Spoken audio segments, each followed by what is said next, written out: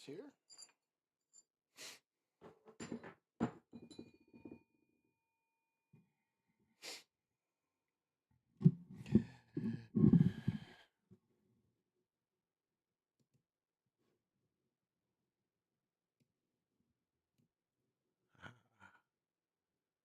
All right.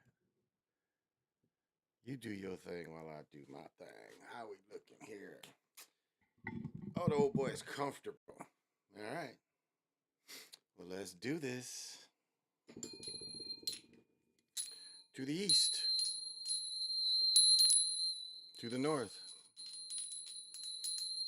to the west, to the south, above, below, in the center.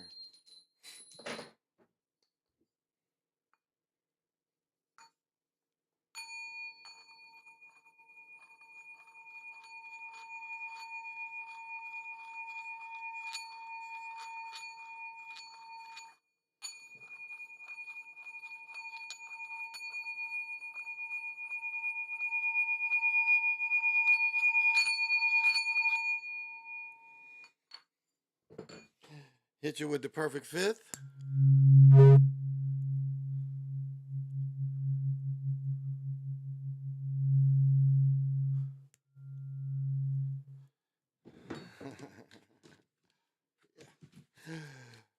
All right, I want to get into it, man.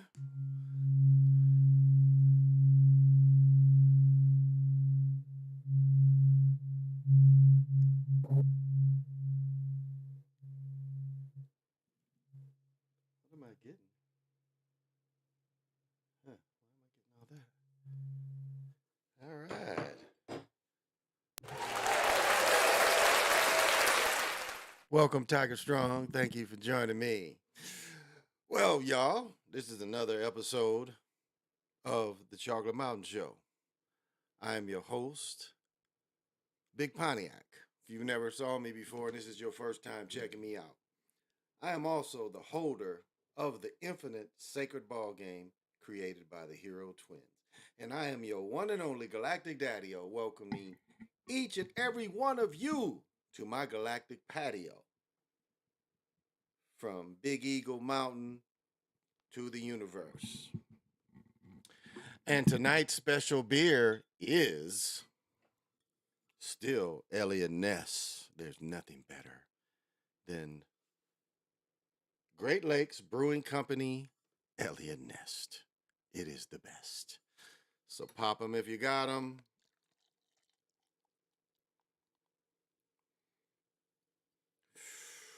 Ooh. Don't you wish you were me right now? Don't you wish you were me? Having this exquisite Applebee's Lions collector cup. How you gonna party with me? How you gonna party with me? Let's see, that can stay down there. That can go over there. All right, need a little order in all this chaos, electronics that I'm surrounded by. What's happening, Macbone File? Thank you for joining me. Oh, and tonight's smoke session is Unicorn Luca. In front of one of my main mans from Japan. I think this is shatter. This ain't really wax. This is more shatter.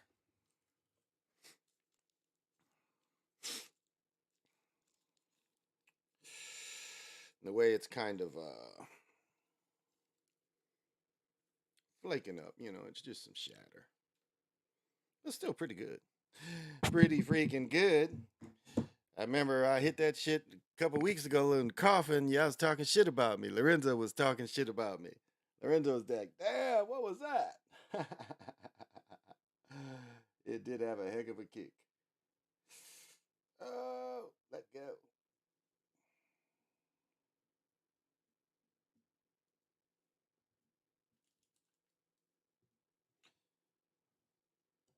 Doesn't take much. Yeah, it's enough.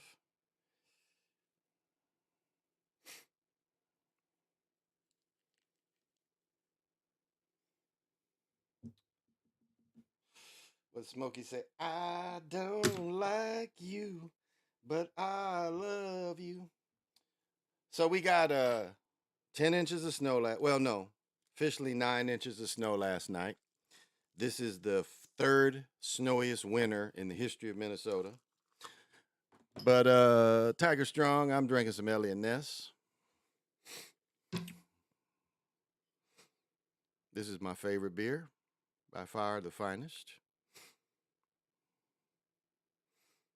So this is the third snowiest winter of all time.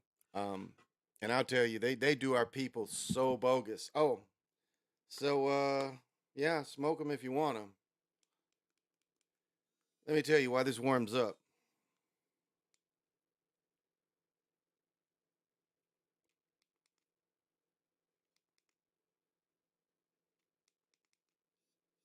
All right, while this warms up, let me tell you how bogus they do our people.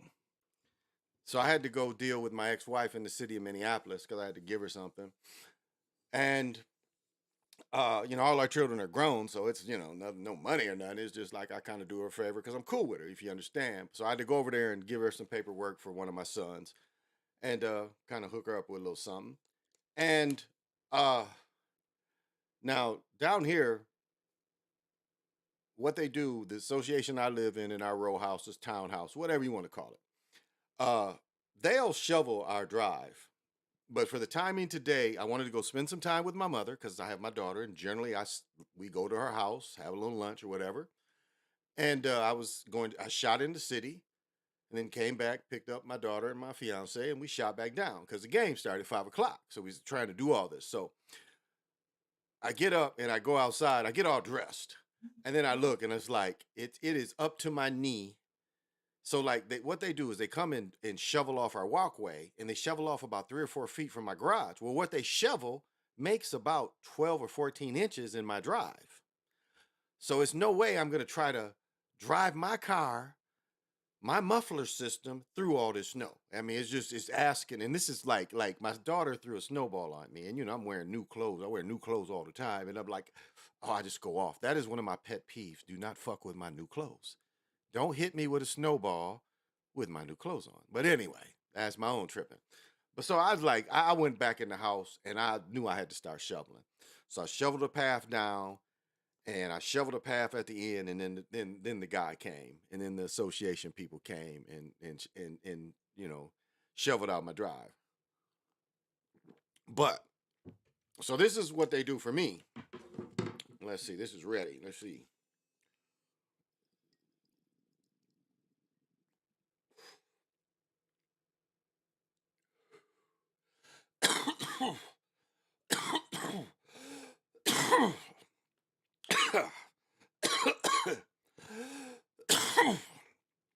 That was pretty good.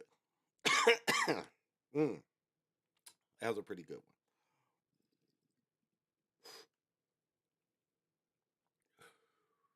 one. All right. So I go in the city. Again, it snowed last night. I mean, last night was officially a blizzard. It snowed last night from 9 p.m. until roughly 5, 6 this morning. So we got 9 inches of snow here. So I go into the city and go into the hood. Now, most of the melanated people here live on the north side, which is most of the parts of the country. If you understand the way the country is set up, most melanated people live on the north side. So just look at where you live and see where most melanated people live. I know there's a few instances, but it's kind of in the Midwest, especially. It's standard that melanated people live on the north side. Now, you can say Chicago, where people on the south side and the west side. Okay, I can agree with that. Oh, I think my pouch is in here. Good. So anyway, couple things that I'm gonna start talking about Minneapolis. That's gonna lead me. This talking about Minneapolis is gonna lead me into the next instance, the next topic I have about Minneapolis. But I go into the hood, and none of the streets are plowed. I mean, literally, you're talking about 8 inches of snow in every street, and the streets aren't plowed. It's hundreds of people stuck, people trying to push them. Now, of course, all the trucks, and if you got new tires, you're going right through that. I never, I'm going right through it. I got brand new tires all around. And even though it is front wheel drive, that Taurus to go through all this. You just need the tires. And I get to her house, and when I left her house, I was like, I ain't taking these back roads. I'm getting on the main streets because, and she's like, yeah. Now I was talking to my mother, and my mother said that in Minneapolis they don't want to go into the hood because they feel it's too dangerous to plow in the hood. Now I'll say in the 15, 16 years I've been in this area, coming and going this area. I've lived here straight 16 years. I've been coming here since 84, 85. Maybe the summer of 86. Maybe summer 86, first time I came down here. But at least that long. And there were some instances where some people shot at like the plows. They ain't shoot at the people in the truck. They shot at the blades. And that is too much. But they're saying that the people don't want to shovel out these streets on the north side because they're fear for the gunplay. Now let's look at logistically why you want to clear those streets. You don't want those streets flooding, for one. That's why you want to remove it and put it to the side, because you don't want it flooding from the streets. You want it flowing on the edges of the streets the way the water's supposed to be moving. That's number one reason why you want to plow the streets. And less junk is going to go into the drains. The longer you keep just free snow in the streets, the more chance that oil and all kind of things can get into the storm system. That's just logistically. But isn't that some shit? Now, what did you say, Lorenzo? What's happening? A lot of melanated folks in the South. Okay. No, what I'm saying is on the sides of town, on the sides of town, most melanated people, if you go to these different cities around the nation, I would say a lot of melanated people live on the north side. My home in Michigan, melanated people lived on the north side. Here, I think Gary set up the same way. I know Benton Harbor is. I mean, these little cities. Now Detroit. I'm trying to think what the Highland Park area. What side that would be on? Would it be more the north? But even in Detroit, the north side is still part of like the hood. Maybe Nick Taylor can, if he comes in or hears this, he can correct me. What's north? Because I know my people, most of my friends lived in the Highland Park area, and that's more. I guess that would be like South Detroit in some ways. Ah, so now my second thing is, and I don't. Let me see if I can even find this. Let's see if I can find this. Let's see.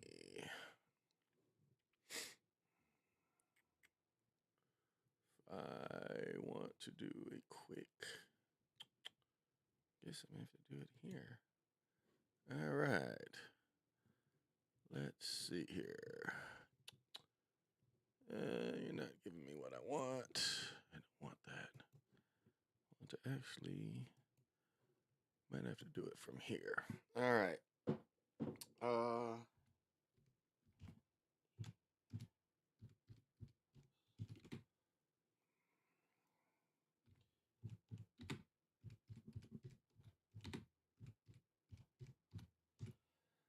And let me see if I can get any search here. I might be able to get this up. Okay. Let's see. Let's see if I can get this.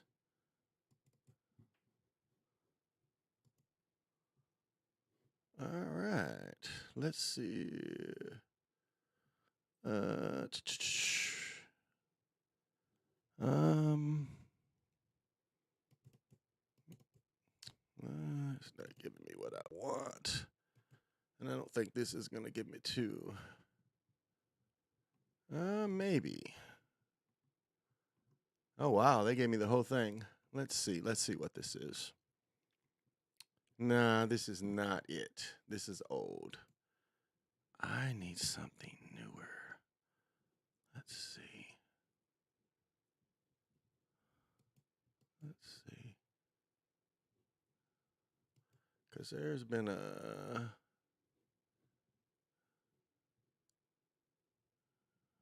Is this it? Let's see.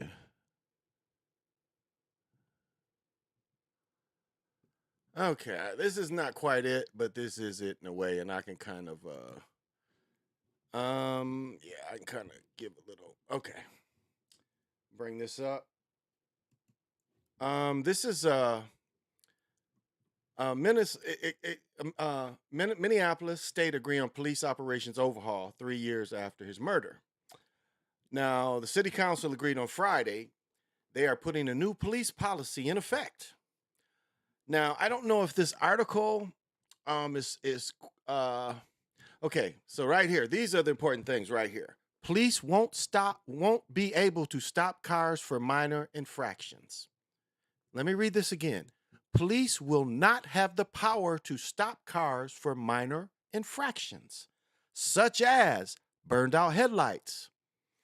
When they do make a stop, police officers will have to give a business card with their name and badge. Let me say this. Not only can they not stop you, they cannot, if you're in Minneapolis proper, and I think this is going to go through the whole state, you cannot be stopped for an expired license plate, expired tabs. So I don't, that it just says here, won't be able to stop for minor, but that's it. Tabs, headlights, they have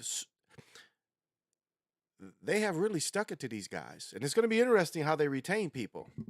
But minor infractions, they will not be able to stop you. They're required to stay ground for the traffic, blah, blah, blah. The initial term of the agreement is 4 years. There'll be an analysis. We all know. And let me say, one of the most racist thing they did here was the gang unit. And I've talked about this before. The gang unit here went unchecked for 10 years before they dismantled it. And they returned nothing that they confiscated. These people what they did is they gave the police department a free license to steal money for the melanated people in North Minneapolis. The singer L, who was in the group, I think next, he sang Wifey. He talks about a story where an informant heard that, he was new in his career, didn't trust banks, didn't know. And they heard he had some cash in his house. So they raided his house and took his cash, and he never got his cash back. It's known what this cat does. This cat's an entertainer. He's not selling drugs. But an informant heard and notified this gang unit, and they raided his house and stole his cash. He's never charged for a crime. And that is in here in Minneapolis, in my life of living here. So it was way before Floyd. This is George Floyd, the consoles. Focus more resources for office wellness, including more access to mental health. Also, there's some agreement on, if they're going to send mental health workers out instead of sending cops out. Still, they're being federally probed, as you see here, for the George Floyd stuff. Yeah, so this is something that, but I think it's major not for them not to be able anymore to stop people for minor infractions. I think that's major. And it's going to turn into, really, because like when you look at a lot of these people, and there's somebody I follow, and he goes to showing where you can film at public places and stuff, and just your rights as a citizen. There's really no reason to stop you driving if you are not driving recklessly. Now, I know drunk driving can be subjective, but for the most part, that's the only thing I think they should stop people for. Reckless driving and drunk driving. Other than that, all these money making, this has always been one of the police's biggest money making. So you're hitting the police in their money. You're hitting the city in their money too. Because they can't write tickets. And think about the sheriff's department. Right now, this is a city thing. And the sheriff polices in the city. What about these and all these suburbs? Are they going to follow suit because of litigation? It's interesting what the state and what the sheriff's department is going to do. Will they follow this? What have I missed? Sorry, guys. Looks like no Florida teams in the I'll get to that definitely next. Yeah, no Florida teams. Yep. A lot of melanated. Hey, Lorenzo. My prediction winner for the men's Final Four made up my prediction winner for the women's. Well, I when I looked at this, I heavily said UConn. Now check this out with UConn. UConn's over and under was 150 points, which it was definitely the under. And then they covered 5.5. They covered, that's what they gave up. And right now they're the favorite. And so it looks like a UConn sweep.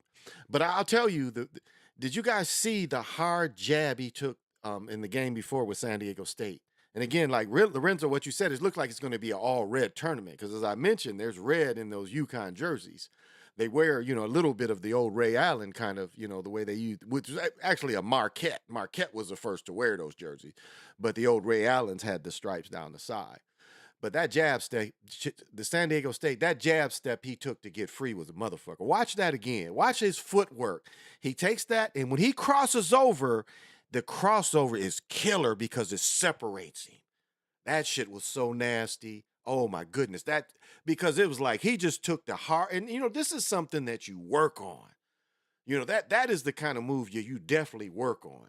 But he took that, like he hit him right, he crossed over, and dude didn't realize when he crossed over, it was separation. And he rose. So the defender was done. So that was some beautiful playing. Oh, PJ Allen. UConn Miami show where the ball got stuck. Yes. And I couldn't do any work on that. I wanted to do some work, but I had a house full of people. My best friend came over. We had about 7 or 8 people in here. We ate like a motherfucker. My daughter's here, so we had a house full of people. So I really couldn't stop the game and show that. So I'm sorry. I would have made something. I didn't come up here because I don't have the game up here so I could record it. So I'm sorry about that too. Global Effect Sports, what's happening? Tibet, Coke, Miami. Did you see my short video? The stuff is so rigged and the jokes are monumental. Geometry Effect Sports, I will check that out. But we know they are rigged, so yeah, we know they are rigged. So it's no question, are they rigged? We know they are rigged. Oh, I still got water in here. But they still have to play the game. They still have to play the rigged game, and we all know that they still play the rigged game. And so we analyze it, and the ones that bet on it, and the ones that speculate, and that's how we say okay, this is the way it looks like it's going to unfold, and that's all we can do because we're beyond. We know it's script, so we're beyond having to say that anymore because it's proven. Basket manipulation is proven over and over again. The same manipulation we see in the other sports. I mean, baseball is so simple to fix where they don't really need anything. You can give a home run up anytime. You want to give a home run up, you can give a home run up. You watch batting practice. You don't think they can give up a home run anytime? Watch batting practice. They tell them what they're trying to work on, but if they want to hit a home run, just to lengthen their stroke or swing, they can do it. They can give them a pitch so they can hit a home run. So, I know. So we don't have to prove it anymore. We already know what it is. What's happening? What you saying, my man? Go back and see how they took down the Nets for UConn's first game versus Iona before they shot the free throw, scoring the 84th point of the game. This is the 84th tournament. The championship 84 days after. Thank you for giving this out, my man. The coach will be 8-4 in the tournament. Thank you. If you haven't seen the Coke ad for Tibet, check it out. Okay. They've been playing it all tournament. Yeah, I've seen it. But this is my question. You come here on my channel. I offer you hospitality. You don't even have the decency to call me. You asked me what was happening here. I said, don't go down to Floyd. Go out to the mall. You go out there and you don't even give me the respect to call me. That's you, ain't it? Ain't that you? So talk about that. Why didn't, you didn't even take my call. Actually, you could have stayed here. I got a family here. So that's what we was thinking. So you tell me, you come here and say that, but you disrespect me by not even saying, hey, man, I'm meeting everybody out here. That's you, dude. So what you got to say about that? Oh, okay. Well, thank you. That clears it up. I ain't got nothing else to say about that. Thank you. If you attempted to call me back and you couldn't, that's understandable. Okay, that's a man. Thank you. I've never doubted your work, I've been rolling with you since the summer of 17, baby. I talked to you. You had to work. Yeah, I did, but I got off early. I got off early. And we was expecting you to conversate. But I've told this story too. My girl, I won't tell that part. But that's okay. That's okay. That's in the past. Yeah, that's okay. But yeah, this is boy. Uh uh oh yeah, yeah, yeah. I know. It wasn't disrespect. I had to stay traveling. I had to get in the yeah, okay. Okay. That's cool. That is cool. You came here, you said that's cool. I understand how that is too. Because when you're moving around, you try to hit the spots you can hit. And if you know I gave you a little inspiration to go out to the mall, you was able to see people, that was the right move. That was the right move. You know, you was able to connect with people, and that's cool too. Because again, I did have to work. I changed my schedule a little bit, but it was still okay that you did what you had to do, and that's okay. I ain't got nothing else to say about that. You was a man about it. Cool. But yeah, I think the things you bring up is definitely the mocking was the ball getting stuck in the beginning. That's a mocking. And if you look at that ball, I mean that ball doesn't that ball look like an old rubber ball you could go buy anywhere? You can get better balls than that. We got Dick Sports here. I mean the balls look so ridiculously fake. Do you remember it used to be a leather light ball? The balls they're using are ridiculously rubber looking balls that make no sense. So this is another way. And as I said before, when I was at the state tournament, now last night after I came on afternoon, it was still possibilities of going to the game to see the Lakers. Because when I saw my ex, her man went to the game, but they live on North Minneapolis. So they live like if you can imagine in a blizzard, if you just got to go down one straight street in a blizzard, that's easier than trying to have to go down a highway, get into town. You know, for them, it was matter of fact, where they live, they could have took the bus down to Target Center. But in a blizzard, to drive a couple miles to Target Center is different than having to drive about 30 miles on the highway in a blizzard. So they went to the game last night. So I got a couple calls like, you want to go? You know, the tickets was like dropping because it was damn near sold out, but a lot of people was like selling their tickets. So I didn't go to the game because of the blizzard. Indeed, that's the big tech ball. Yeah, yeah, yeah. And remember, you can get the Kobe ball. Do y'all remember Kobe was the first to show an electronic ball? Do you guys remember that when Kobe came out with a ball, and the ball had a LED on the back, and you could kind of because now you can do how many dribbles? They've been, but I'm saying they Kobe was the first to come out with that. He was the first to actually back it. If y'all remember that. Also, mommy has CI operations called JM Wave through 61 through 68. And as we said, you can look at Miami University also being involved with the Bay of Pigs.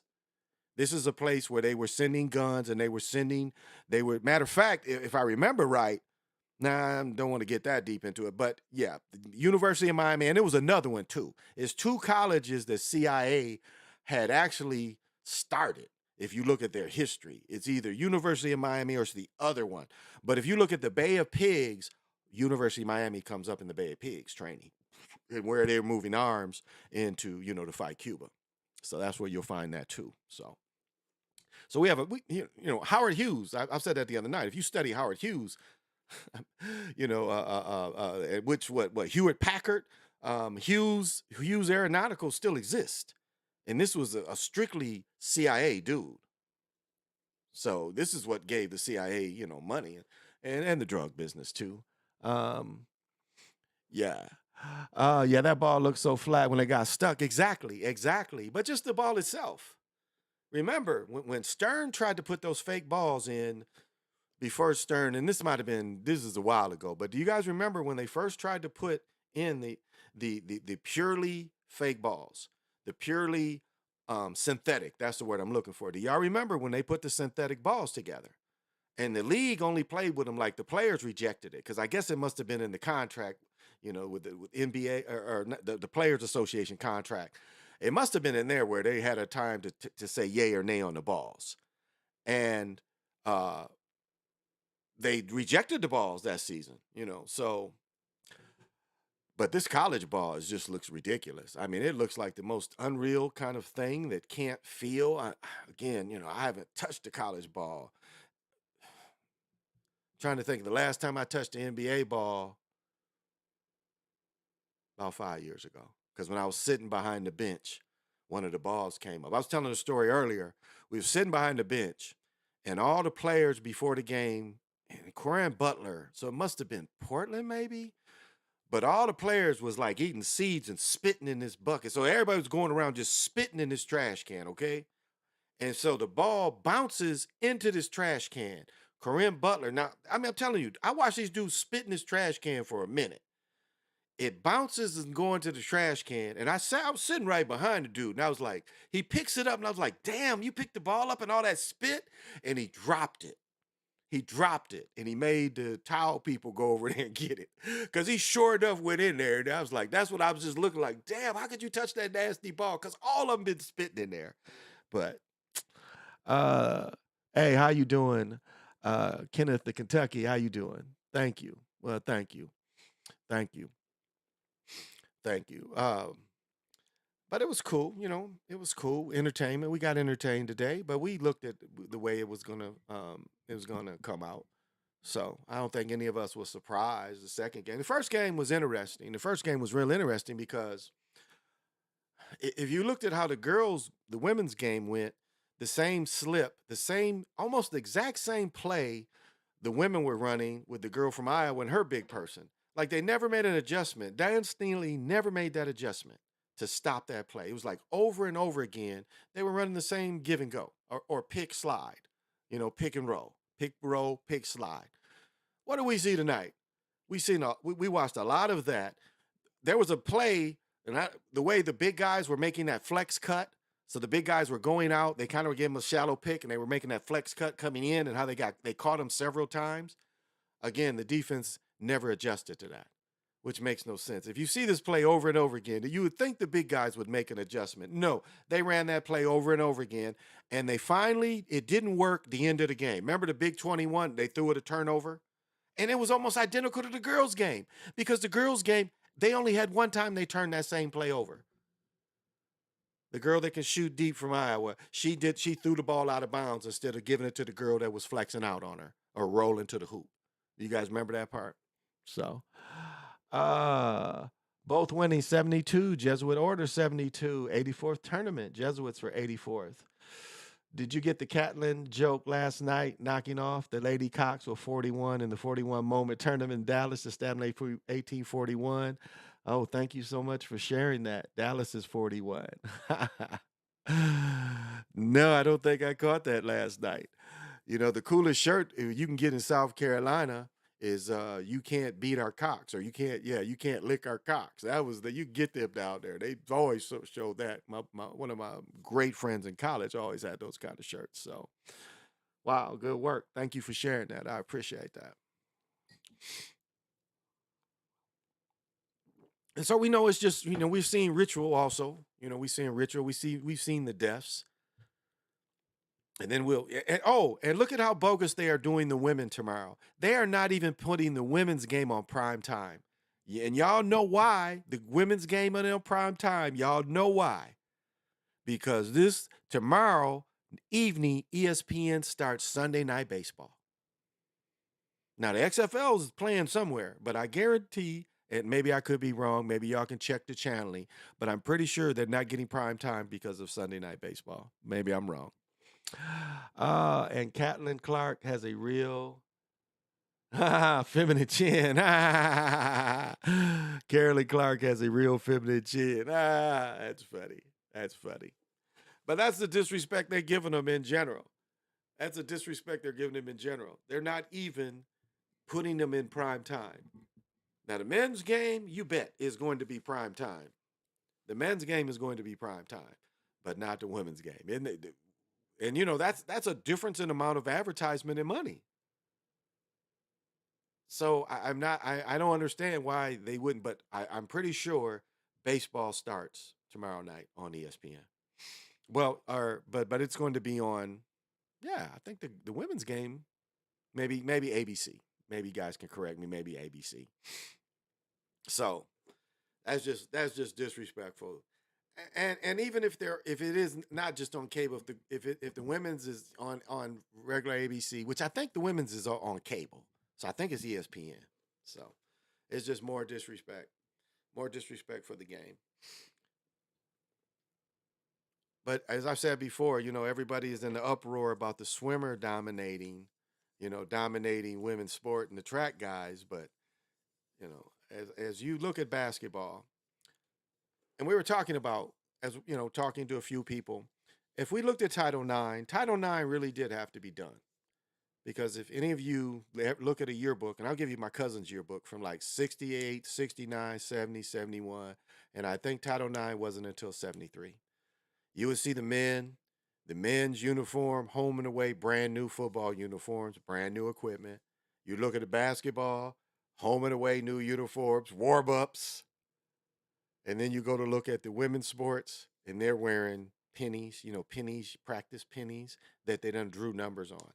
So that was a part that really wasn't fair.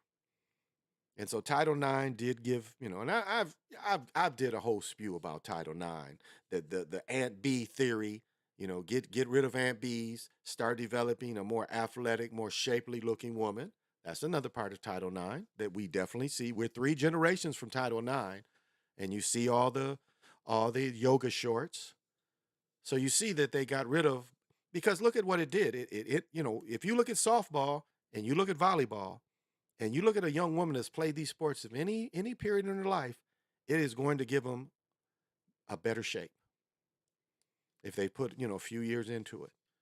And then the ones that played in high school, they played junior high and high school, then they have children. So this is another thing that Title IX did. It took away Aunt B. They got better looking people. But it also helped another group. And we see the first person that went through it is Robin Roberts.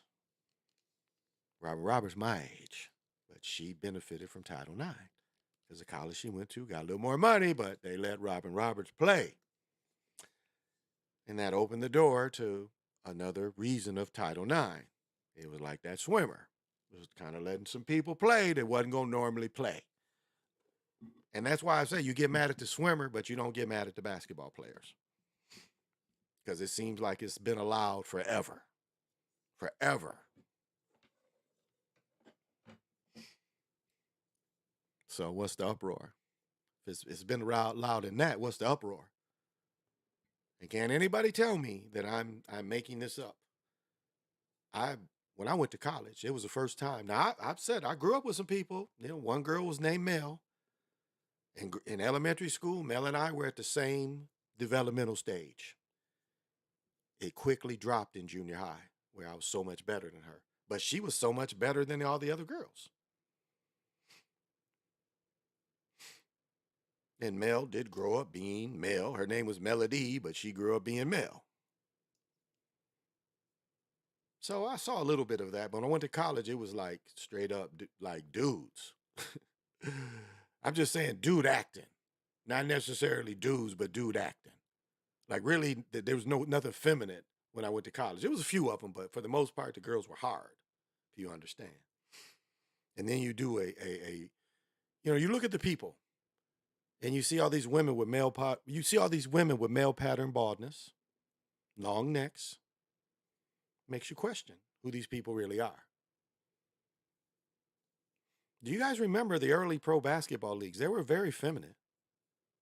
One league, I talked about this the other night. One league had 9 feet. Do y'all remember that? The 9 feet league? It was women's 9 feet league. And if I'm not mistaken, that same league made them wear booty shorts. All the women wear booty shorts. Tight, shapely booty shorts. It was a pro league. It was a pro league on TV.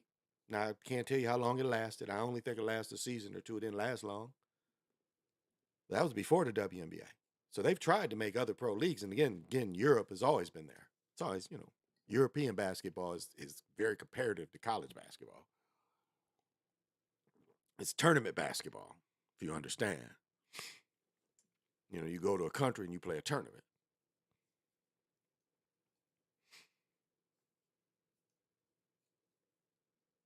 So, around the second half of FAU San Diego State game, number 50 got called for a foul when it was a clean block dunk on 33. Yeah, it was very clean.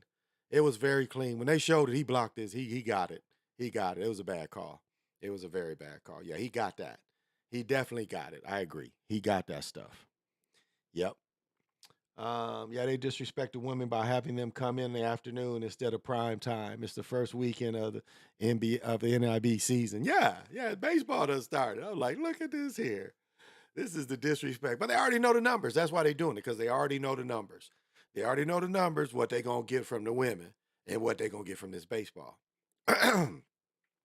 Now, as I've said before, I've got YouTube TV, and they drop Bally Sports, and so when it comes to the Timberwolves, we are blacked out because they won't broadcast Bally.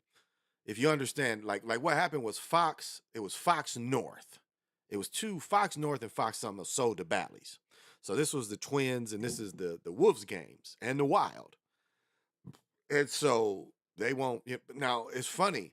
NBA TV will show some Bally games. They just will not show the Bally games through the Timberwolves because Dish TV, whatever Dish, they dropped them too. So the major networks dropped Bally, and Bally, as I've been telling, Bally has went into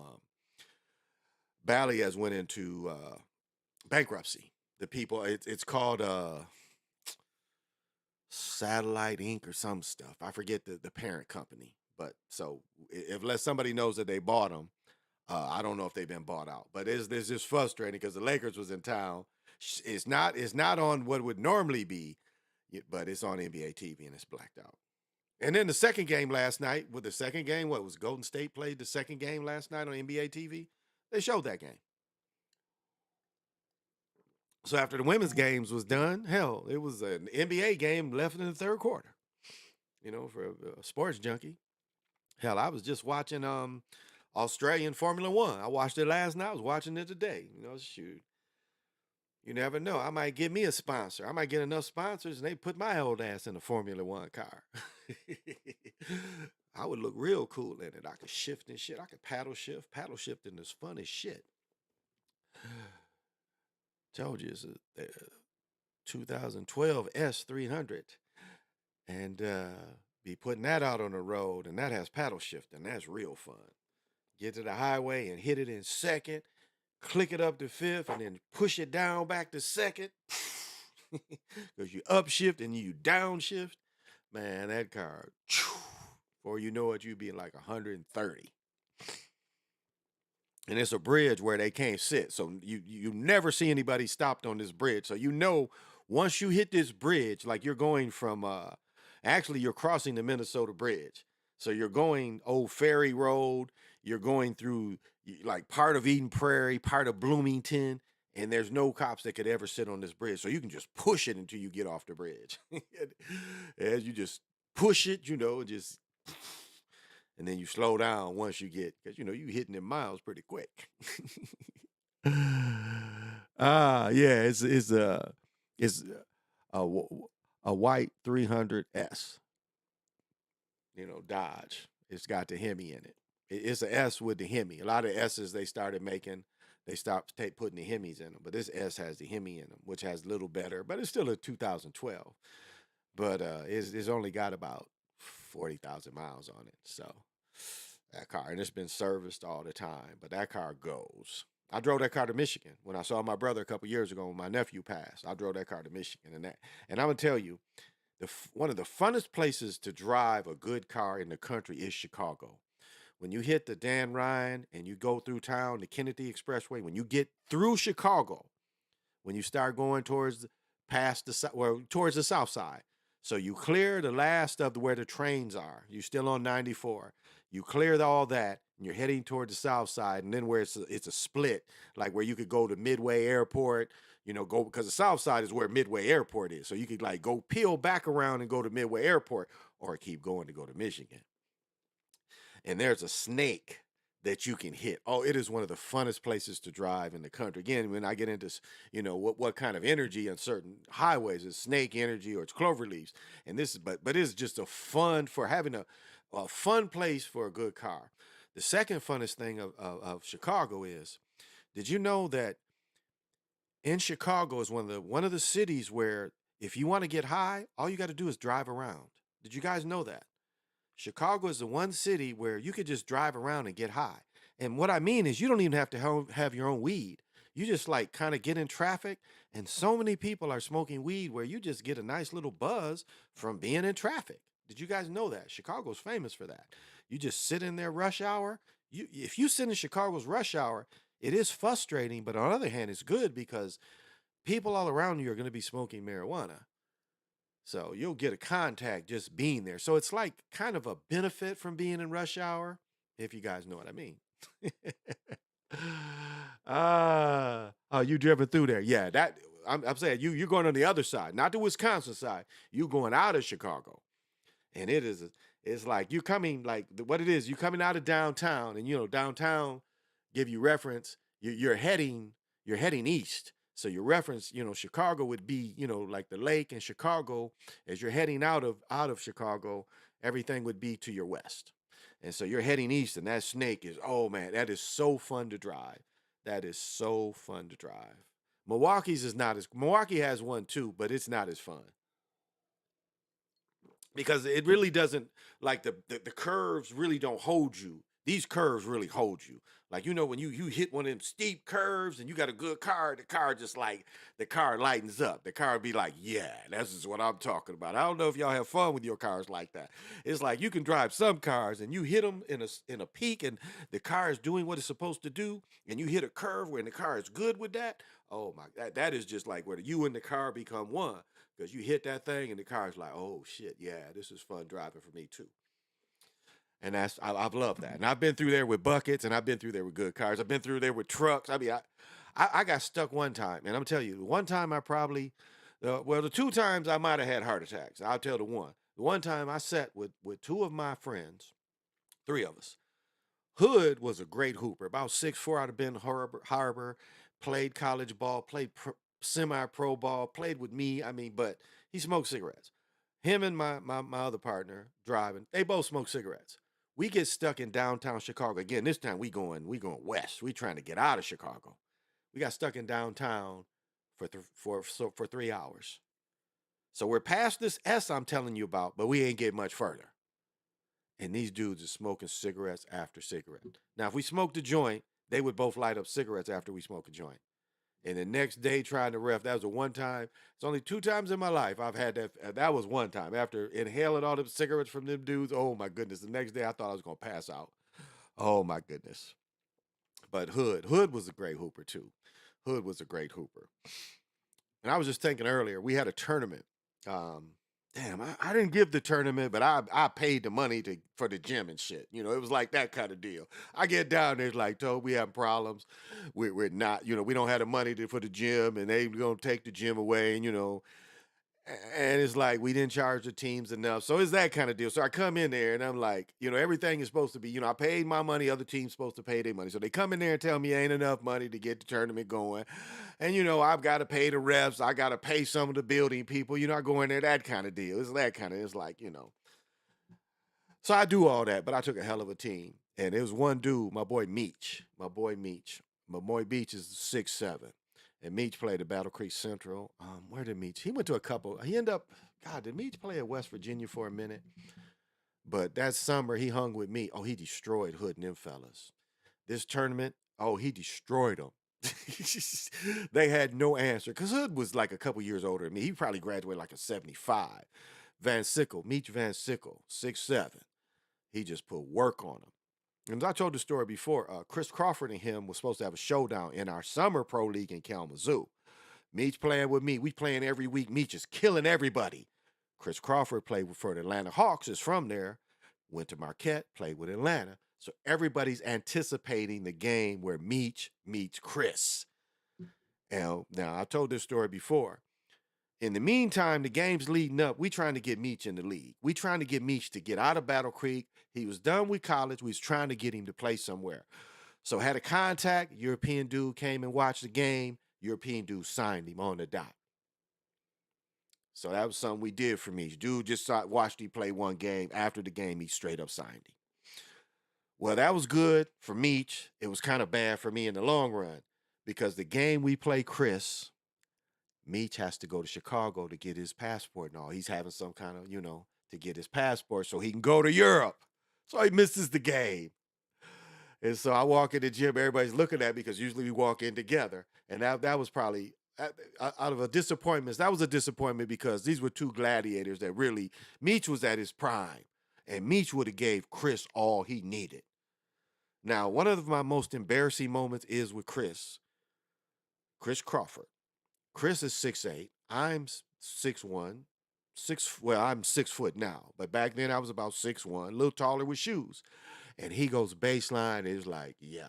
It's the picture, like if somebody took a picture, it'd be like me looking up at him. Now, it's like I pushed him after he dug. I said, if Meech was here, you wouldn't have been doing that shit. He started laughing because he was looking forward to playing Meech too. And so and Meech ended up he left. He ended up getting his paperwork. I talked to him, and then he left to play pro ball in Europe.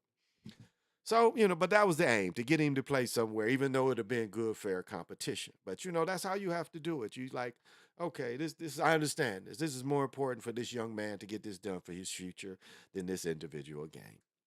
And so I could never be mad at him for that.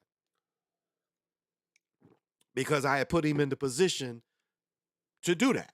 You understand? I really wasn't selfish. I ain't had nothing bad to say about him.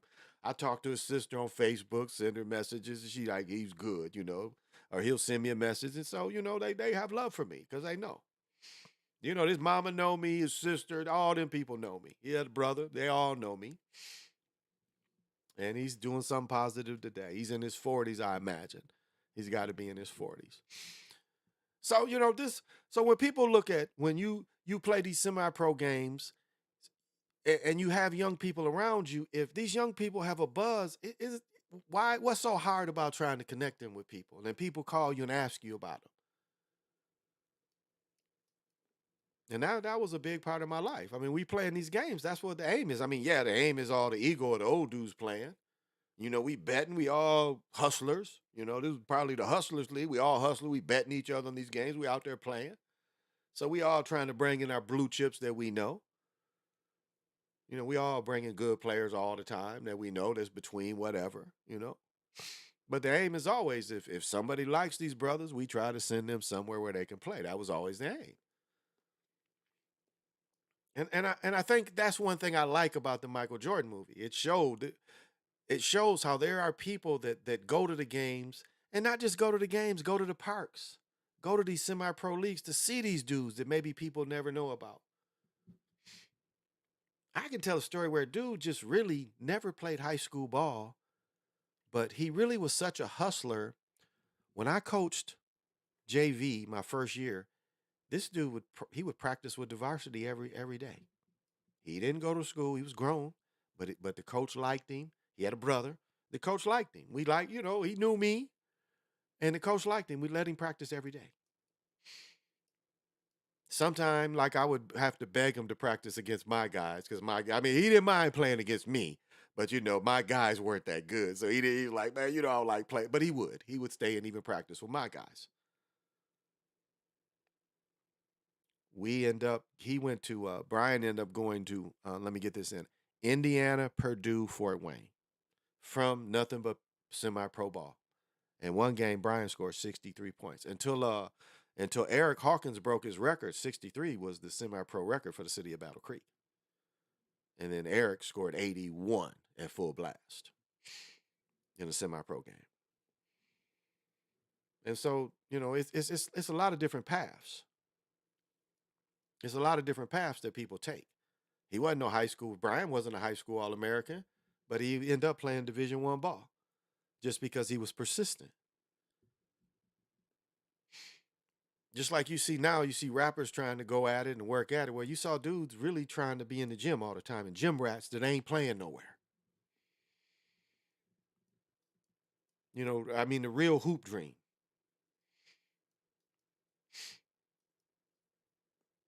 My own regiment was wake up. Depending on our work, I had so many contracts, so I was pretty free most of my life. So I was pretty free on my schedule. And one of my things was to wake up and go to the junior college and play 3 or 4 games there. Now, if I didn't have a game, didn't have something to do with the wife or the children, and then it was play ball in the evening, some semi-pro game somewhere. And if I had it was semi-pro morning leagues, playing first thing in the morning. Do you know how many morning leagues it used to be? People working third shift? We playing 8, 7, 8, 9 in the morning. And normally I would play in the morning league and I'd play in the evening league. Now, semi-pro is not that you're making money. Semi-pro is, again, if you're paying for the gym and you're paying the refs. So there's very little invested back in me other than me keeping in shape, meeting people, networking with people, and which clearly led into refereeing.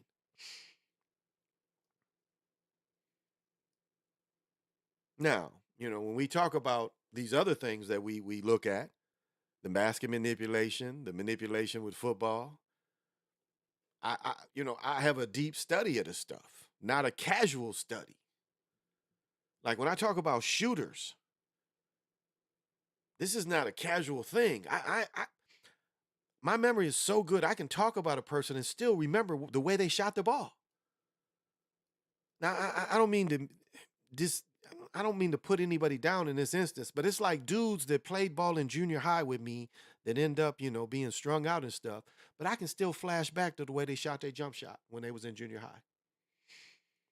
Because it was almost a cultural thing where everybody had a game. Like you went somewhere, you play ball. Hey, you can play 21, you want to play fight? It was almost a cultural thing, of way of children getting along. It was just a hoop out there. Anybody could play fight. Or if you call it 21, Chicago, they call it 44. Depending, different places call it. Fight is probably, to me, the most common name is fight. But some people might know it more as 21. If you can understand that.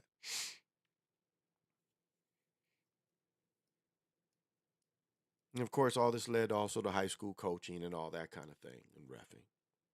But it gave me a healthy lifestyle. And for the most part, I'm still pretty healthy. For the most part. At 61, be 62 this year. Few months. And I guess that is that is my biggest, my biggest thing that I'm trying to tell people. Like I only give these instances about sports because there's a lot of different ways. There's no one way to go about how you want to be successful in something. No matter what it is, there's a lot of different ways you can go about it. And so now you guys know one of my favorite things to do is highlight beauties. And let's see if I can highlight this. I don't know. I like this kind of stuff. So, I was friends with this person on Facebook until I started saying some stuff about Serena Williams and some other people. But this is one of my favorite, also famous folks. This is Jill Jones. We were doing Prince. This is Jill Jones. This is from Purple Rain. And I'll tell you, there's not been very many people in movies where I was enchanted by a chick in a movie. This chick haunted my dreams for years when I saw her in Purple Rain because I didn't know, I had no idea. Now, this is the only clue I had who she was right here. Let me find it. Right here. I think this is 1999 video. Remember? She's singing with, is this Susan or the other girl? But that's Jill. She's in the 1999, or one of them. I think it's 1999.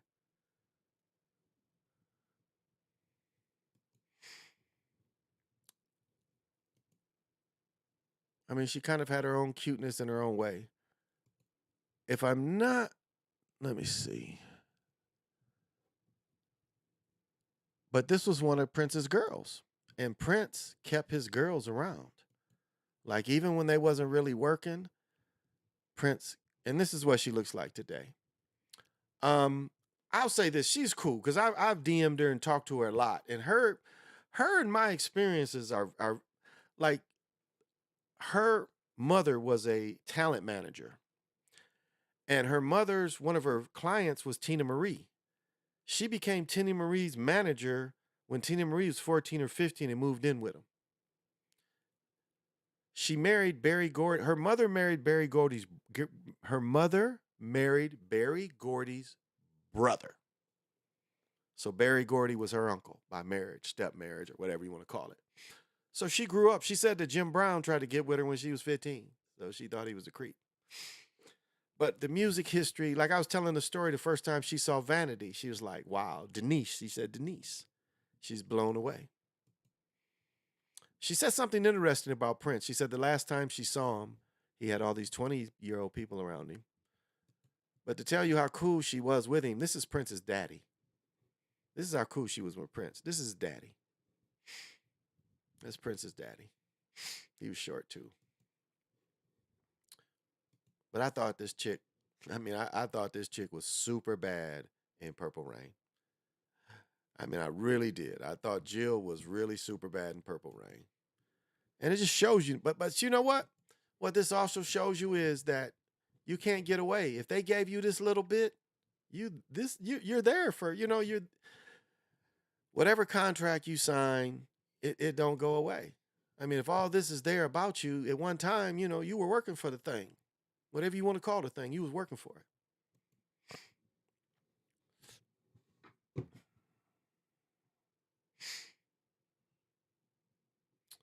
So yeah, that's just a little bit of history. This is her in Vanity. I don't know. This just all right. This app might be Abalonia. Yeah, that's Abalonia. That's Abalonia. I'm sorry. It's not Vanity. I thought she was a much prettier girl, and I guess it's about type. I guess it's about type, and my type was more Jill than it was her. I thought Jill made the movie for me. Uh, trying to show her album, and this is the one album she released.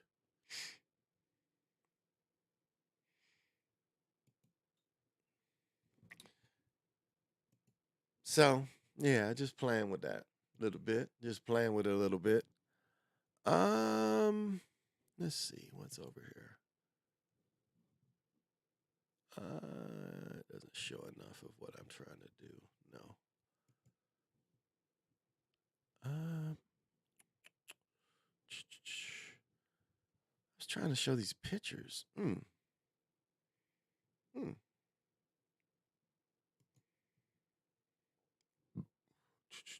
Yeah. Okay. A little history, and it might be boring. I don't care. This is a cat named Bert Williams, vaudeville actor, considered one of the first of our people to, really be a famous comic. Vaudeville, non-talkies. He was with another guy. Most pictures of him is with this other guy. But he had to go through life blackface. Here we go. See? Blackface. Extended, the hyper lips.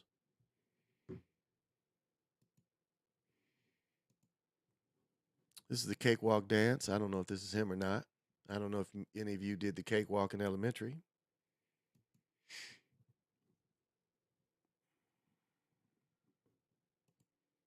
Again, extra blackface. There's makeup on his face. He's not that black. See? Extra blackface.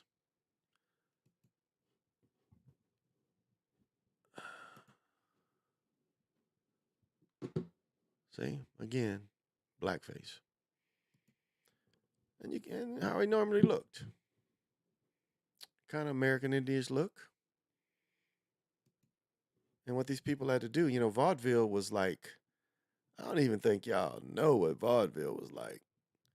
There's really nothing. Oh, here's a picture of him. This is his partner here. He toured with this guy. Look at this dress. Look at that. These are all handmade clothes. You can tell. Look at his shoes. Look at this coat. Look at the tailoring in this. And these are costumes, But look at this. He's wearing spats. These shoes are handmade. Look at this. Even though he's vaudeville, look how well dressed he is. Look at that. See? The tailoring that went in these clothes.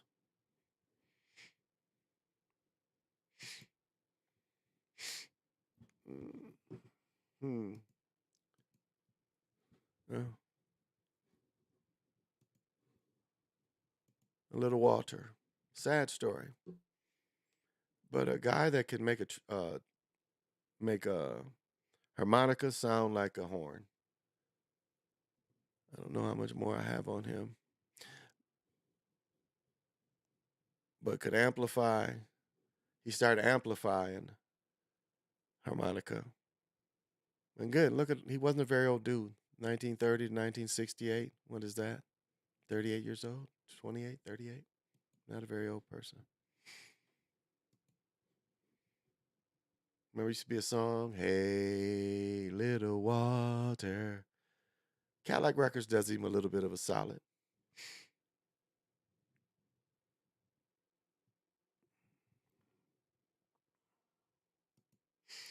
I'll tell you though, my favorite Little Walter scene is they're in the car and they're touring down south, and he's wearing a pinky rag, and they're touring in the car, and he takes the pinky rag, and he's like, it's like the pinky rag, pinky rag. So that was one of my favorite scenes. Gosh, I had these pictures of Joe Frazier, and I don't know what happened to him. They just like disappeared on me. Yeah, they are not in this group, and they should be. Oh well, I guess it doesn't matter.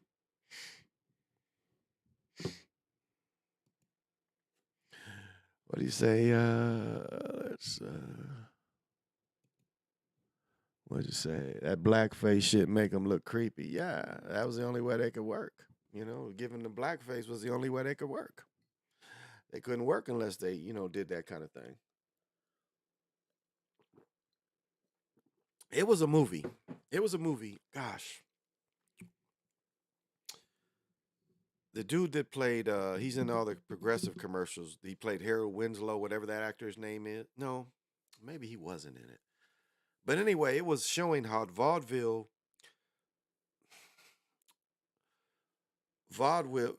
so what the movie was is this new guy came in that started writing music. And he started writing music. And if you understand a part of vaudeville and a part of playing the dozens, where that really comes from, this comes from a vaudeville act called Piccany and Something. And it would be where they called it signifying. So what it was in the movie you would have all these so you would have a group of guys sitting around. So all the vaudeville actors that had acted earlier, they would, like in a final scene, would all sit in a row of people. So sit in a row of people, and they'd all do what was called signifying, but it was called Mr. Something. So the way it would work is you had to say Mr. Something, and then you would talk about somebody else in your group, and then you would just keep, they would keep talking about each other. Signifying means talking about each other, and they were trying to transfer away from that because they was trying to show that not ragville, but actually jazz kind of dance and movement was coming in, where they didn't figure that they had to do that anymore. If you guys follow me. And so the composer was kind of losing his mind because he felt degrading. So one of his shows he tried to do, and the people didn't want it. The people was booing. The people wanted the signifying. So it made him have a nervous breakdown. He goes out to the crowd and he says something about a redneck. He paints himself all white and he says something. Well, they do the show, the police come get the brother because he's all dressed in white and he says redneck on the stage. They do the show. They put the blackface on. They give him the signifying part because that's what these people in Indiana wanted. After the show, they go out. The brother got hung and murdered. And then later they show a show where they go to Chicago and the people like their new style of music. So that was kind of that show. If you guys, kind of can remember that thing. If anybody remembers that kind of show. But yeah, that was gosh, it has to be. Oh, okay, it is. So if anybody remembers that. Yeah, good. I don't know if anybody remembers that. And that was an interesting show on the vaudeville transforming and trying to, expressive dance, jazz music through expressive dance. and not the signifying comedy that was so common, in that period. I can see where my daughter sitting in my chair all day is. She hasn't treated like I treated. Treated like, this is. And I probably should take little breaks. I've been sitting here for an hour without standing up. I should probably take breaks where I stand up. I drank all my beer, but I got plenty of water, so I'm pretty good tonight. It's been a fun day. It was a fun day, watching the games with family and friends. Ah. And my best friend came up. I'm going to this game Monday night. Yeah, we're going to be really stretched Monday night. My daughter has baton practice. Then I've got which is in Rosemount, which is closer to the border, but, not that far from me because I live fairly close to the border. We'll roll out there, wait for my daughter to do baton, then come back here, and then go into the city where he lives in a suburb of the city and watch the game Monday night. Now, his daughter has school, but my daughter's off on vacation. So, but she'll be, this first, they haven't seen each other for a while. So we're looking forward to it. Yeah, I can see where my daughter, I can feel my chair. If somebody drives your car, I can feel my daughter's loosening my chair. But that's okay. That's okay. It's just a chair. But yeah, it's a lot of things that we've had to go through for success. I mean, I looked at the guys. A guy showed. A guy was showing his receipts. Did anybody see that little short? There was a little short where they were showing a father's receipt in the '60s. The guy made something like $7, which is ridiculous because if you think about it, I've talked about Henry Ford, what he did in the '30s. Maybe it was 1925. He was the first person, no matter what you were, no matter you was American Indian, European, you could get $5 a day if you worked for Ford. So if you can make $5 a day in 1930, where was he working where he was making $7 in a week in the '60s? You lived in the wrong place, buddy. If you was making $7 a week, he said his weekly check was $7. He must have been making 3 or 5 cents an hour or some shit. I mean, can you imagine going to a place and knowing that you're getting like 20 cents an hour or some shit? That had to be the job or something like that, or you was getting 50 cents an hour or not even $1 an hour. If he only made $7 that week, and again, I can't say the hours. How many hours did he work full time? I don't know. The wrong side of town is absolutely. So I mean, how does that mentally, it's like being broke or making 90 cents an hour, or being broke or making 50 cents an hour. Isn't 50 cents an hour still being broke? I mean, in 1966, $7 wasn't paying for a whole lot. Not compared to 1956 or 1946. Man, hell, you don't even want to go in the war years. I mean, it was ridiculous trying to buy shit in the war years if you study that kind of thing. And you never forget when Franklin took everybody's gold, when they physically took everybody's gold. Yeah, I know that, don't you? The U.S. government physically took everyone's gold. You had to turn it in for the money. You had to turn it into technically the federal government. And if you had safe deposit banks and somebody suspected and told on you, they would break into your safety deposit banks to see if you had gold. It's like almost like like what they did to dope people. It was a war on gold, but they had to have it. And in return, they gave you cash. And this was when ounces, this is back when ounces was probably only $20, $30 an ounce. It wasn't like gold was, crazy. But that's what they did. Unless you was a jeweler, and a jeweler was only allowed to have so much. But you were not allowed to have any savings in gold. You had to turn it all into cash.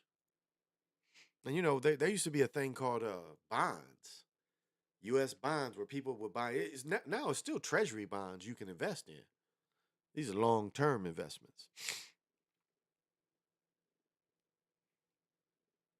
So that's the government, promising you. Like my uncle gave me some kind of bond, and I was able to cash it. Like I got it when I graduated, but I couldn't cash it until the 80s. It was worth $25 when he gave it to me in 1979. When I cashed it, it wasn't worth any more. It hadn't went up any. So what was the point of having that? Just something. I mean, you're losing money that way, and they were fooling people into thinking that was a way of investing money. That you had all these bonds, and it was really worth less if you get into it. So my daughter has really thrown my chair off. Wasn't doing this. She gonna have to sit over there. Mm.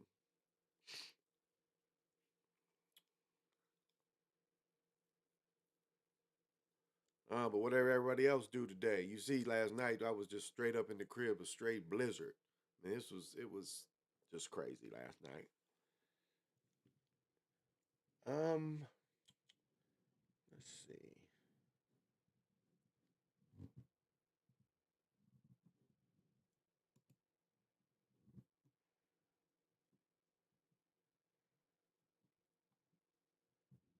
Um, see.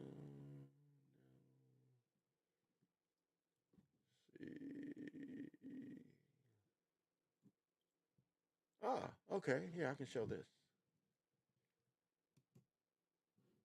All right. It's funny people you meet in life. Where'd it go? Where did it go? That one. The statue. Where'd the statue go? It's here. Well, damn. Ah, there it is. All right, let me show you this. This is so funny how people you meet in life. All right, and this might be better, but this shows them all. I think his name is Dave, and he's one of the original people that did this. This is the Walmart sit ins. Now, which one is Dave? I couldn't tell you, but Dave is one of these guys. And I used to work with this guy right here at the water department. It's funny, my mentor asked me, he was like, did you meet Dave? I'm like, who's Dave? He's like, yeah, I met Dave. He's like, Dave was one of the sit-in people. And they made a statue to these guys at A&T for integrating Walmart. And this lunch counter is in the Smithsonian Institute, and all these chairs. This section of the lunch counter, all this is in the Smithsonian Institute. This was one of the first sit-ins to integrate these restaurants. Because what you had is you had all these students basically from Philadelphia, where the city was more integrated. And so when they go into Greensboro and they can't go to simple places like this, you couldn't sit here. And this is the hypocrisy. You couldn't sit here and eat, but you could order food. So you could order the food from them. It was a way you could go to them and order. You just couldn't sit here. So that's hypocritical. That they can take your money, but you couldn't sit here. Now, did this take away from, melanated restaurants? Absolutely. Because there was melanated restaurants they could have went to. You didn't have to force your way into their restaurants because you gave your money to. I mean, this is downtown Greensboro, which, as I've said before, it's within walking distance from campus. So it's a lot of different ways to look at this. But A&T did, and I haven't been down here since this shit's been here. And what does it say? February 1. Okay, that's some kind of coding. That's definitely some kind of coding. But yeah, this guy right here, I think. I only met the cat a few times, but he was one of these dudes. But I want to say that's him. And these guys, they suffered. Don't think these guys weren't prosecuted in their lives. They were prosecuted. Their lives weren't all the greatest. They were fucked with because they did this.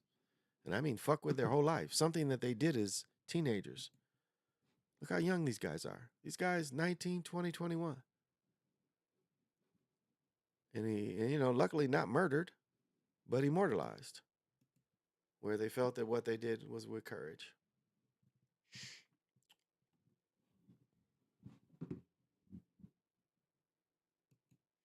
So when you look at things and you say 8 million stories, everybody has a story. Everybody has a story. That's what 8 million stories means. That everybody, it's like when they say the 8 degrees of Kevin Bacon. If you really break down that, I mean, I can break down where I met someone that met someone that met someone that knew Hitler. I met Jersey Joe Walcott that fought Joe Louis, that fought Max Schmeling, that knew Hitler. Do you understand how that works? When they call it 7 degrees of Kevin Bacon, that's how it works. Now, again, thousands of people in years and time.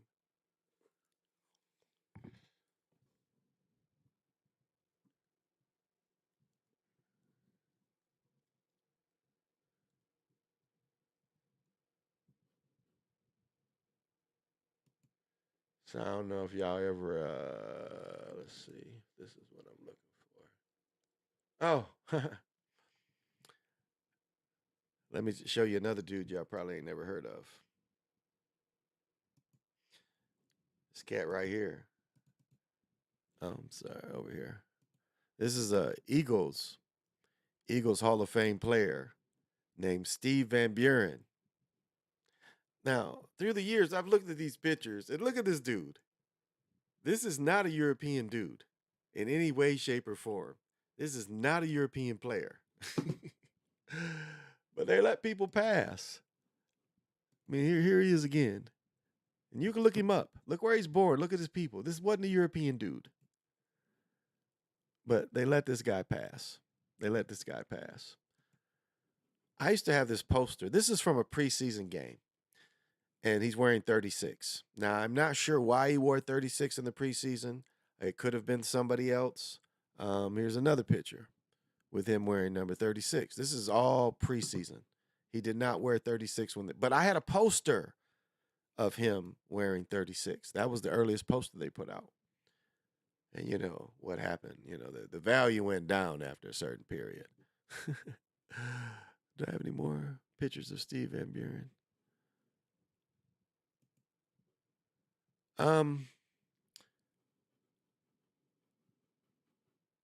Gosh, what do I want to say about this?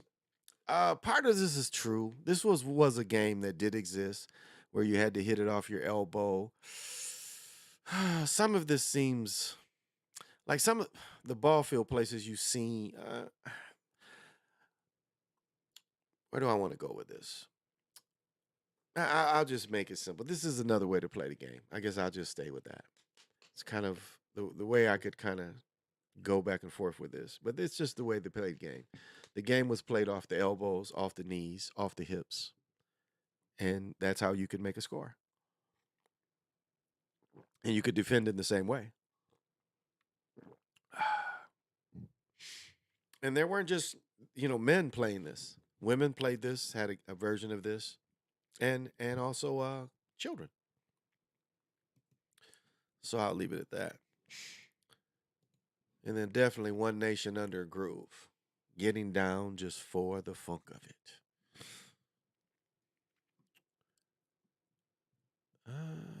What was I looking for?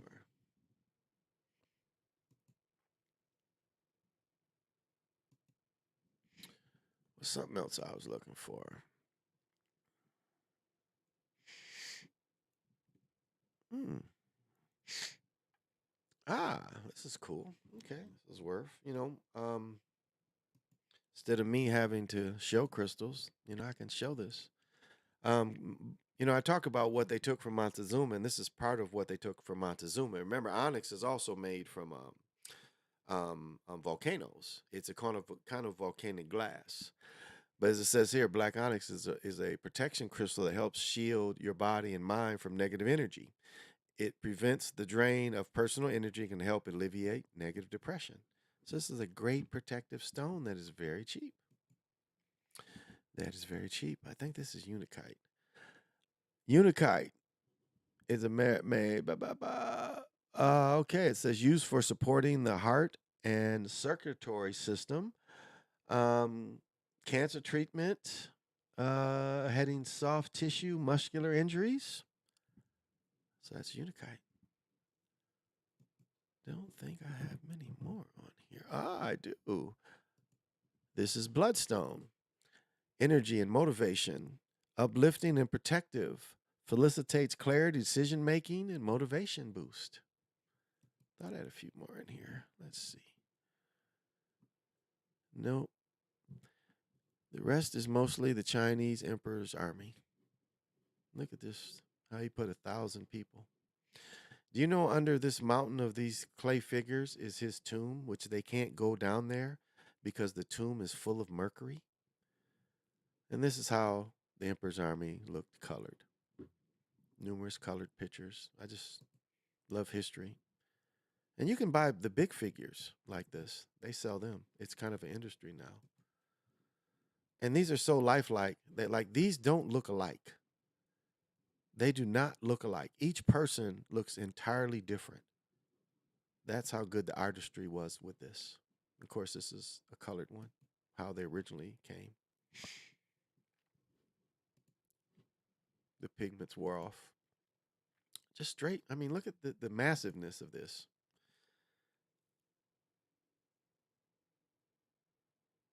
And this is one that's kind of hard to really looks like soldiers. Doesn't this look like a World War II soldier? So this is they're making fun here because this is not original. This is making fun.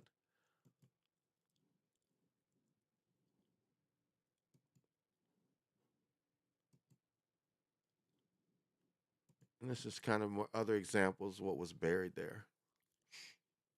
I'm just kind of a history nut. I love this kind of thing. And I have one of these figures. I broke one. I think it's in a box behind me. Just kind of fascinating the history. Let's see.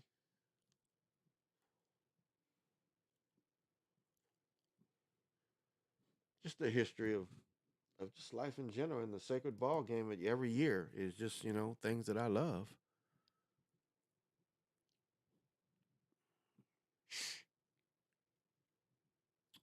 What I was looking for. Oh, there's more. Okay, I'll read more. Found another one. I'll read about these gems. Here we go. Green apophyllite helps those with a broken heart, helps fill one with joy and love, transmits divine light, said to attract abundance in areas of light. Must be more down here. Good. Green opal, a stone of courage, the healing friendship, rejuvenating. This jasper, oh, this is polychromatic jasper. It's a crystal exuberance, vitality, vibrance. It's perfect stone for personal talismans. As each beautiful color carries unique energy and happiness. What do we got here? Solidite has harmonizing and soothing effect on your glands because of its high salt magnetism and calcium. It helps to strengthen your confidence and self-worth. What is this, lapis? Lapis helps to enhance your insight. This is one of the oldest stones, and they'll tell you this is the stone that priests carried in their breastplate. like that means something. Helps to enhance your insight, awareness, and truths. It's a wonderful stone to meditate, and which because it awakens the third eye and chakra, so helps you go into deeper meditations. Here's a good one. Pyrite.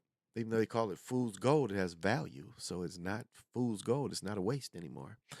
Traditional crystal for money and good luck. It is powerful crystal for manifestation, especially with regards to wealth and prosperity. It's connected to the sun and strengthens your third chakra. Now, isn't that interesting? Even though it's not gold, all its properties give you the property of manifesting, like it is gold.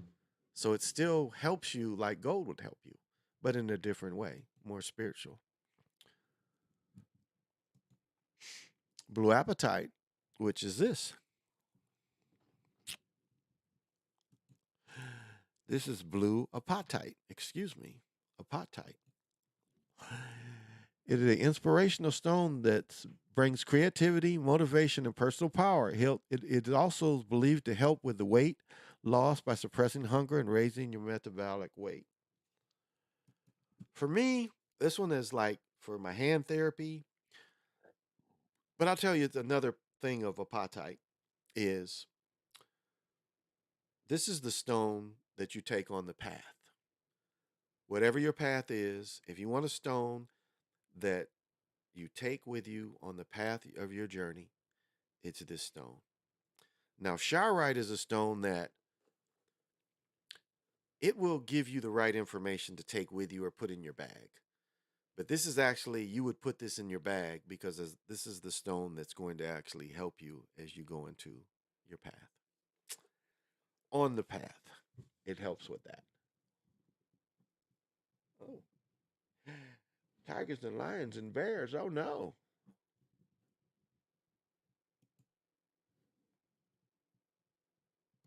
What do we have here? I don't know what this is. Aldelicet for high protective vibrations to ward off the evil eye. That's always good. To ward off the evil eye. That's some funny stuff. Same thing. Nothing new. Here we go. Here we go. Malachite is a stone of transformation that works to clear and cleanse your chakras. It is a powerful heart chakra crystal that helps to open your heart to all types of love. It also protects from negative energy. And I think I can go here. Citrine is a gemstone of light and happiness and abundance. It's the most powerful gemstone for manifestation. Helps you to achieve your goals, also powerful for attracting wealth and prosperity. And let me show you my piece. I should be able to reach it. And again,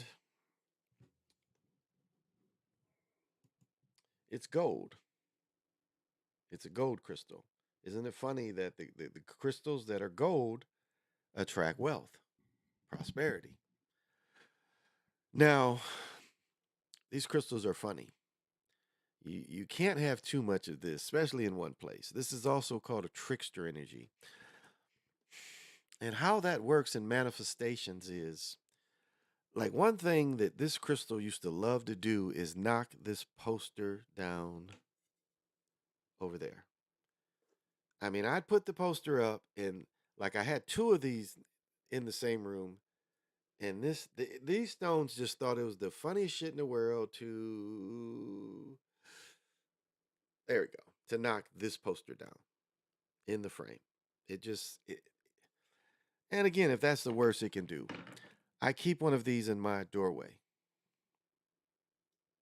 And the way you're supposed to keep it is the furthest opposite place in your house from the original one. Or if you don't want to do that, if you keep this in the furthest corner away from your door, that's how it manifests for you. That's how you're supposed to place it. And see if it works for you. And we have clear quartz.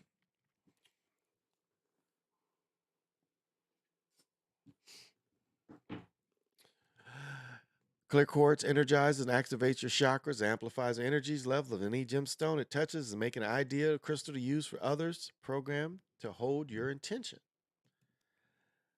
And this is my clear quartz. Now, I'll say this. This is a great amplifier of just energy. If you don't even want it to do nothing, and you just want something positive that would just amplify what you do in a positive way, you can just kind of hold this and say, I just need a little positive amplification. If that's all the way you want to program it, you can program it for a lot more. But just having something like this in your atmosphere just helps your atmosphere tremendously.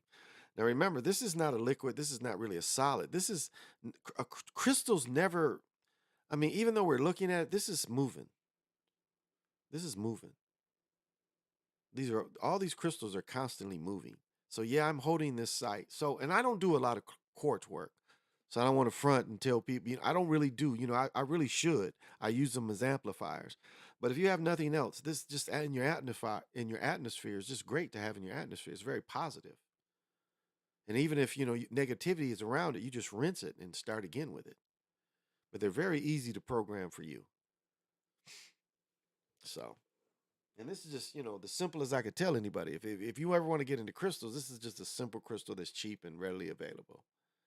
In some states where you live, you can find this stuff.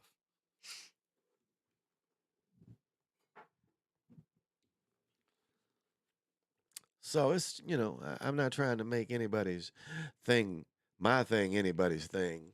And another, I don't have an example here. I don't think on around me is called smoky quartz. Is a grounded and stabilizing gemstone that brings centering energies, helps you overcome negative emotions such as stress, fear, jealousy, anger, and even feelings of depression. So there are some things that you can go to uh, that can give you some relief and that are not exorbitant to buy, readily available. And this is another great amplifier. It's called amethyst. It's a natural stress reliever that brings protection and natural spiritual growth. It's rid your home and body of negative energy while attracting positive energy. So it's a great stone to have around. And as you see, I'd have to lift it a little bit. But you see my big piece of amethyst. My amethyst cave is right there. It's a big geode cave with calcite, but I use that as a cave for my cave entrance. So it ties together all my magic and amplifies everything that I have because that's kind of my altar is kind of up there. So I have 3 or 4 altars. It's no one way, you know, because you can have an altar to your ancestors, and that's kind of easy to set up. You just put up. It's like however you're feeling about whatever ancestor passed that you feel still connected to, or you even want some guidance from. You can set up a little picture. You put up something that they liked. They like soda, cigarettes. Like up here with Jimi Hendrix, I offer cigarette and tobacco. I keep cigarettes and tobacco because Jimi Hendrix smoked cigarettes. So when I need that universal Jimi Hendrix beat, I can go to him. So it's whatever you practice, it's whatever your real thing is. These are just some possibilities. There's no one thing. And it's like if you have this stuff should have some kind of meaning.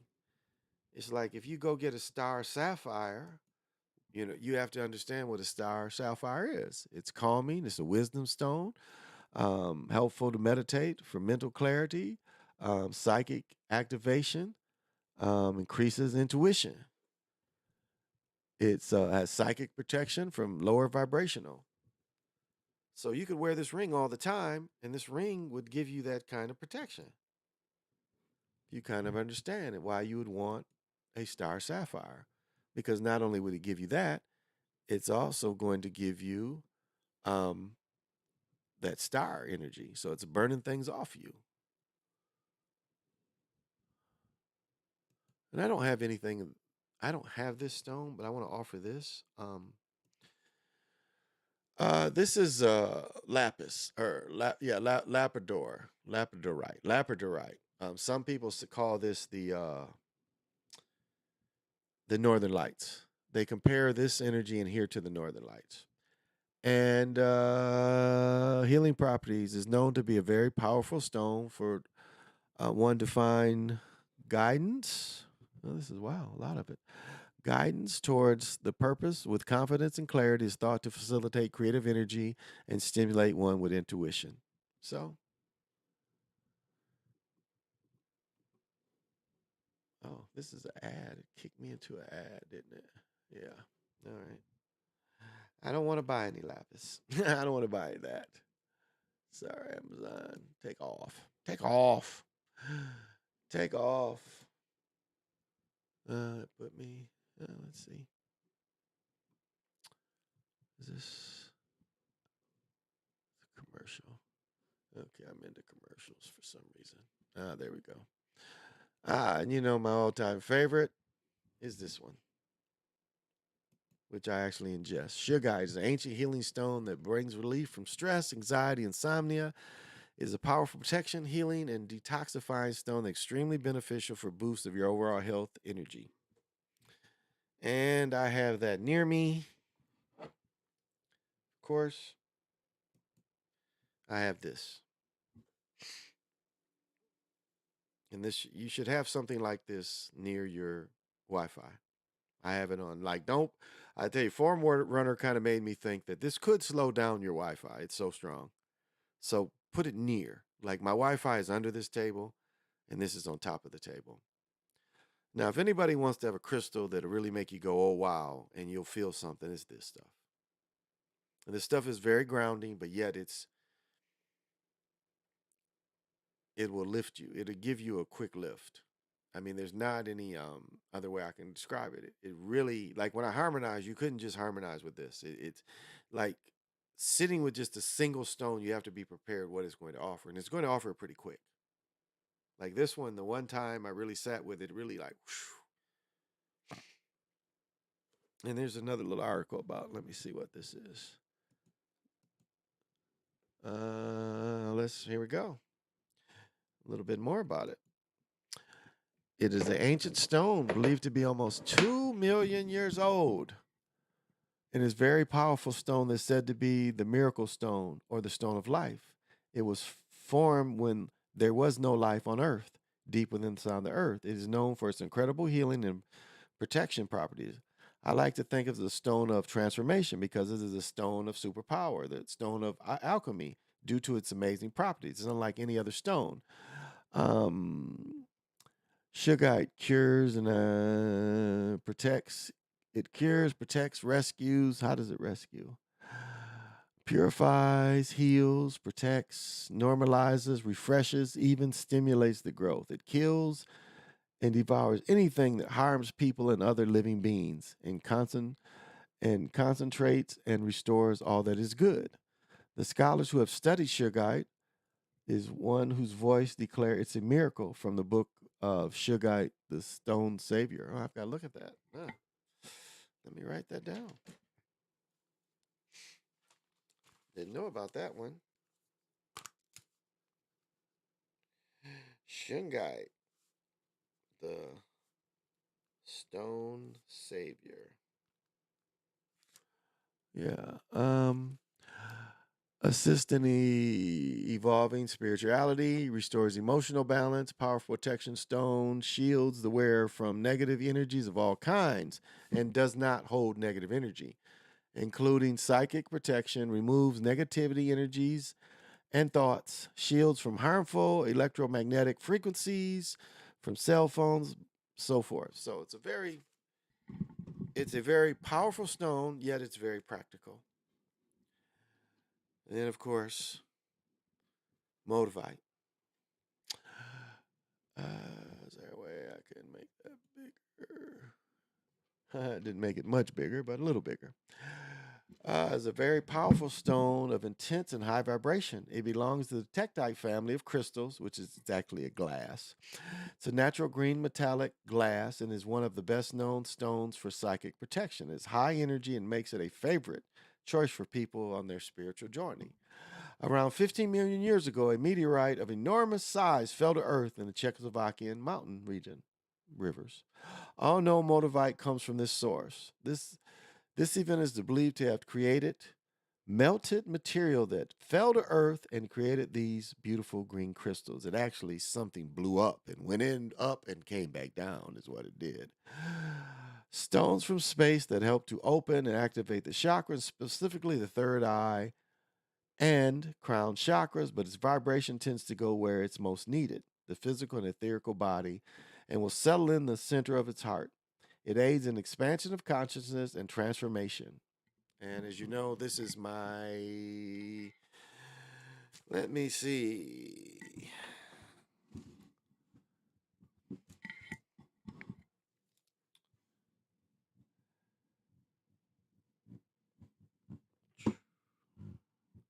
and this is of personally wearing this continuously for 7 years, 6 years, something like that. And it really helps with memory. I'd say out of all the stones, if you were really going to invest in a more expensive stone, it should be this. Sugarite isn't very expensive. This stuff is, to get a piece that really would be beneficial to you. Again, I don't sell it. I'm not trying to sell anybody on it. I'm just telling you my own personal journey. And this keeps you sharp. One thing it also does is it heals neurons. As neurons deteriorate, this is the thing that attacks memory. Now, I've put one in my pillow. Now, I was thinking about putting one in my pillow, my fiance's pillow, but that might be too much. So I put it in my pillow, and the clarity and my sharpness has gained. No doubt it has gained. No doubt. So all I can tell you is my experiences. And if you follow my experiences now, that's up to you. That's all I can tell you. I can say what worked for me. And there was a time where, I bought every crystal. This was one of my first piece of, maybe my second piece of cinerine, because my piece downstairs is actually smoky cinerine, which has a little different property.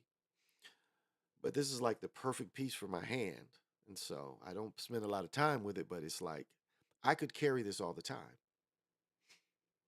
It feels that good when I hold it. And it warms up really quickly when I hold it. I mean, some crystals will stay kind of cool. This one, and that's definitely this one. This one's still warm for me holding it. But if I spend some time with this one, it'll start warming up in my hand. Now, if you look at how you manifest, so you buy crystals just with your intention that you need to manifest, is that, the aim of why you should buy a crystal?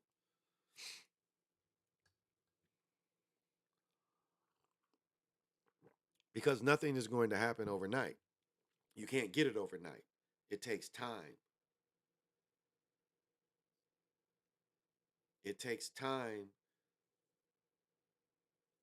to learn to program it, first of all, but then for it to kick in.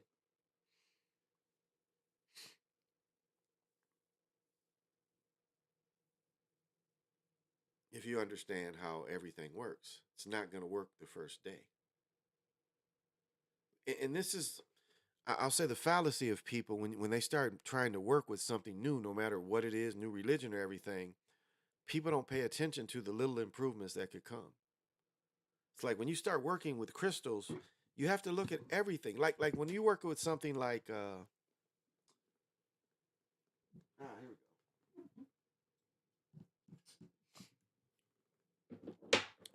go. And I'd have to look up Numite because I don't see it in here. But when you work with something like this is called the saucer, where the sorcerer stone, the source stone.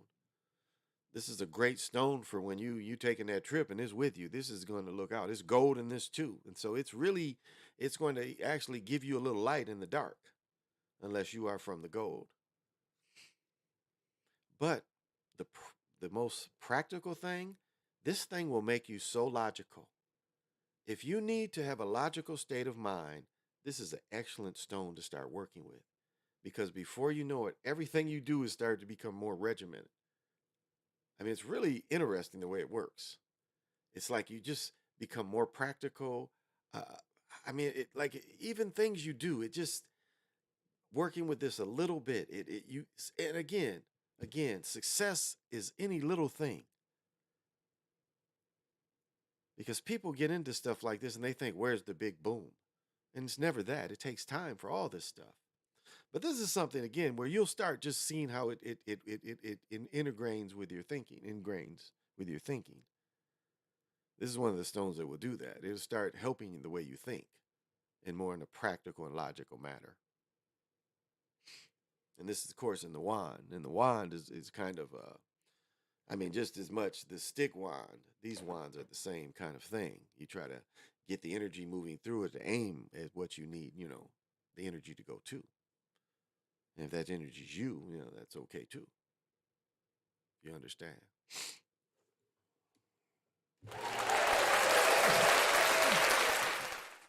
Thank you very much.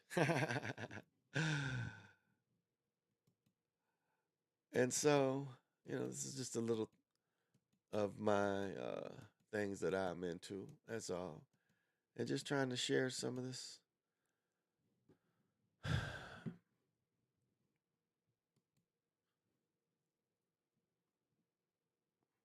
Hmm.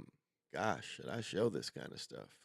I remember I showed this stuff before, and I'll show it again. Like this stuff, and Bobby Hemmett said it best. Like, and this is no secret. This is what Sly has. And as I said before, they want to demonize this kind of stuff because again, this name right here is not in the Bible. This was a Babylonian king that betrayed the Jewish faith people, and so devil demonized him for that or this name. But that's where you really, if you want to look at this name in history as a real person, and so they want you to be scared of this kind of stuff.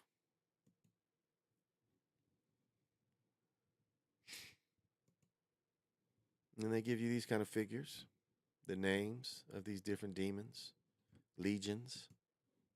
It's supposed to be 72. And this energy is, I mean, it's not all negative energy. And I think this is all of them, 72 grouped together. This might be a little clearer. Now, this isn't something you can really take on, by yourself. Like you can't take all this on at once. Like people get into things and then people try to take it all on in. It's like this is a lot to take in. Let me try to show you. Like this is a lot to take in. Like to try to, learn about this and try to, comprehend all of it is really hard. And again, I don't put a lot of effort in it, so I'm not going to, but the way you do it is you break it down one at a time. You can work it with these energies one at a time. And I'm even going to say this. If you work in these energies, you can cut the crosses off because the crosses are locks. The crosses weren't originally in this. The Catholic Church went around and they tried to lock this kind of stuff. You see where you see these crosses? These crosses weren't naturally in here. So they went in here and they tried to give you locks. That's why you're seeing crosses in this. Now, again, the cross, they didn't own the cross. But some of this, how can I even explain it? Like some of this is really deep going into the matrix, like, because you take one of these shapes and you can actually try to manifest. Gosh, that sounds a little hard. How do I want to explain this? You can take this kind of stuff. Let me give you a better example. Give a little better example of one. All right, this might. Okay. In this, now some people tell you you'd have to circle this and all that, but you'd actually just study what this energy and say sometimes the way you have to move through things, you need something like this. I guess that's the best way I can explain it. Some things you move, something like this will help you move through it. Now, again, the crosses ain't always locks, but I would dare say you can make your own without the crosses. Okay, I would dare say that you can make your own and just cut off these crosses. It's no right way. You could go into it with this because sometimes it might have been, but the old as this is, the crosses seem to be a lock. So not every time, but I'm saying is this type of sigil. How can I really explain it without being too difficult? But sometimes you can move like you can move, and this is kind of how you move. You move with this, if to simplify it, or you could move with this. You put this out, and this is going to be what you move with, and you could be pulling from these energies. But you do have to understand these energies. So again, it's no quick, it's no quick one way. It's no quick one way. These names are, you study what all this thing is. And you just see if you have a positive interaction, negative or neutral. This is one of the more common names. They want you to boogeyman under this stuff. Now I ain't saying this of everybody, but I'm saying this ain't scary stuff.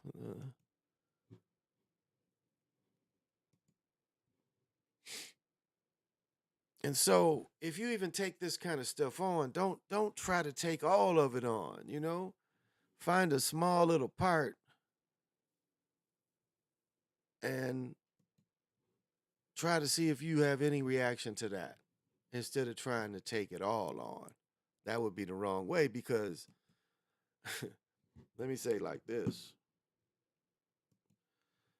Like some people spiritually try to take too much stuff on. They try to like dive all head deep into certain stuff. And this is the kind of thing where you can study it all at one time, but if you want to use it, you're going to have to narrow your aim on how you use it. Hey, Jody, I'm sorry I didn't see you. Thank you for joining me. Oh, and Jody, definitely let's do a show together. Definitely let's do a show together. And so any kind of study of spiritual thing is my point, is like even with the Stones, I probably jumped crazy because I just got them all and then I wanted to know about them all. But again, I reacted to every one. I reacted to every one. But some of these higher forms of spirituality, of you trying to manifest and take your spiritual to a certain height, you can't just take the whole thing on and and put it in your book or even carry it in your bag, because it can be in your bag and don't do you no good because you haven't mastered any of it. Trying to comprehend it all is my point. So find out what you can master. And then this stuff is little, and see what little, if there's any little positive thing you get from that. That's all. That's all.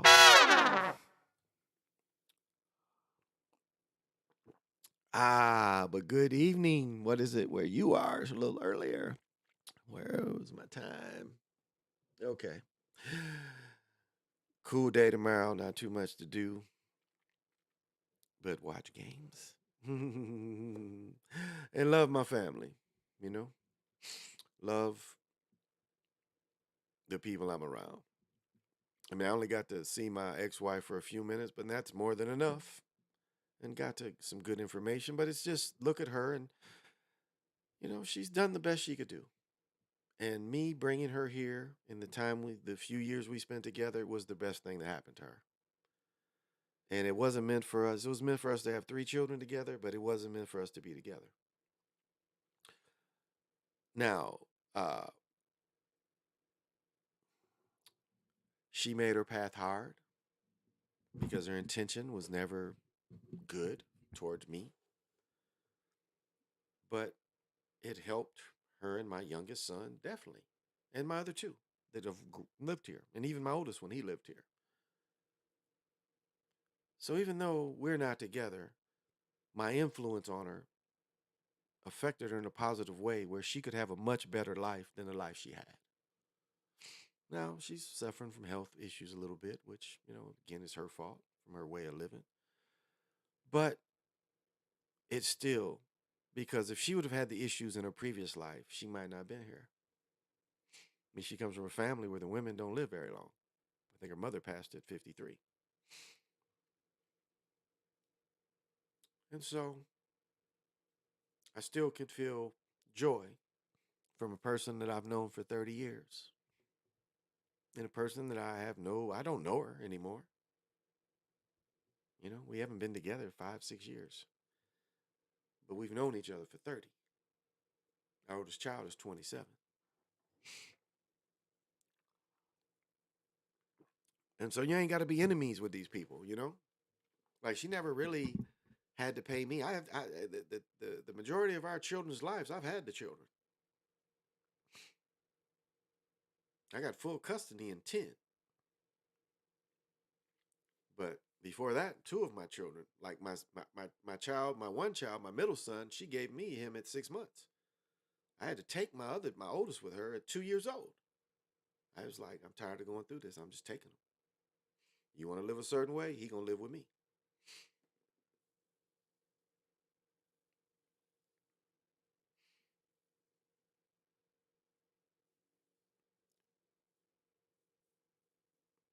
And so I guess my message is you just don't have to hate people, even though they've did some bogus shit in the past.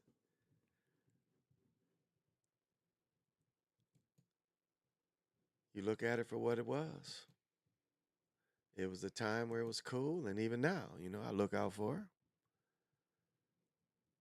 do things I don't have to do. But I have, I'm like everybody else. I have, this is an interesting one. Check this out. People forget about this chick. They do not realize how bad this chick used to be. Those of you watch Corey Holcomb, people forget how Darlene, people forget how bad this chick used to be. This is one of the sexiest album covers of all time. This chick's what, 20 here?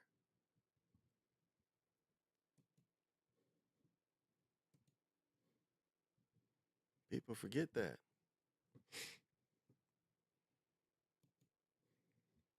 And she's from LA. I don't know why she had to have a gun, but LA culture. People forget. This chick was kind of bad. Just without him. I don't know that other chick, other than her being younger, was an upgrade. I don't really think the European he's with is an upgrade. I don't think that's an upgrade at all. Whatever his new wife is and that new child of his, oh my goodness. I mean that European he's with at the same age. You put them together at the same age. You cannot tell me his new wife with all that fake stuff she got on is badder than this chick. This is just her natural. But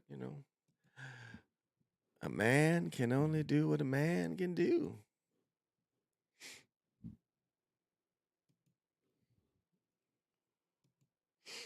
I don't know. Hey, Dr. Sinister. Dr. Sinister. That is, why is that there? Let's see. Dr. Sinister. D was the shit. She definitely was. There we go. All right. Thought it was like that already. Sorry about that. The first wife always. The first wife always. Yeah. I mean, this chick was kind of bad. And I mean, now she's 50 something, but and the other chick's in her 40s, late 30s, early 40s. She's just younger, but she's not prettier. And the fake boobs and all that don't make her look better. I mean, that's just giving what Hollywood wanted, and that's what he wanted. But I didn't see it as an upgrade to me. And then look at the child that they had together. That child got too much iced tea in him. uh, it's like Billy Joel. Y'all know the singer Billy Joel and his daughter. It's like you got too much Billy Joe in you, honey. You got too much Billy Joe in you. It's funny. I can look at a lot of shit and just start talking about a lot of different shit.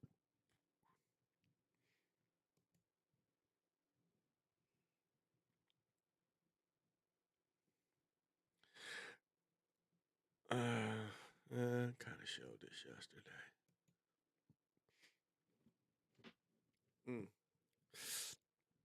Mm. Damn, not the child. Oh my goodness, y'all seen it? Y'all seen her and Ice Cube child look like Ice Cube? Oh my goodness, he couldn't deny that one. but they're all beautiful to their parents, so that's all that counts.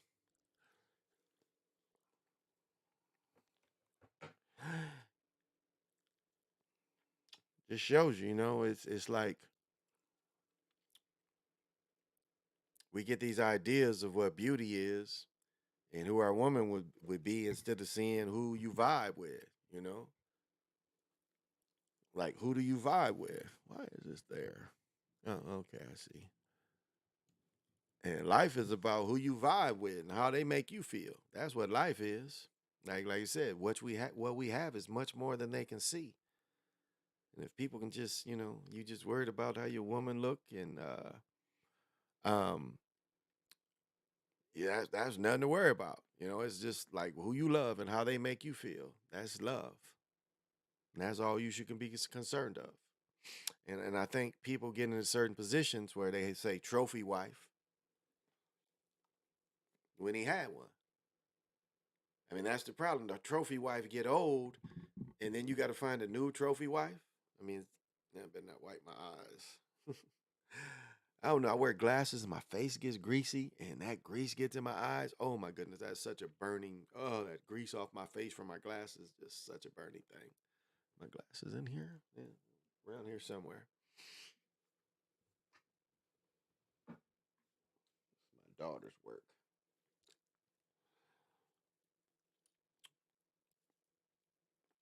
and so that's a thing that could keep going on and on. It's like people, what they say, midlife crisis. And I know couples, couples just change, and that's a real thing. Couples change, tastes change, and it's not hard for. What is this doing? Okay. And so, man, that does happen. But I look at maturity, and then when you find someone, and remember, when you find someone or you're with someone, you're always going to attract whatever the opposite. You're a man or woman. You're always going to attract the opposite. You're going to attract, when you're with someone, you're going to attract more people because you are with someone. That's just kind of the way it goes. Because the energy that attracted you to you, whoever you're with, that energy still is a little stronger because you have someone. And that's an odd kind of thing. But that's kind of how it is compared to when you're single. You have less of that energy.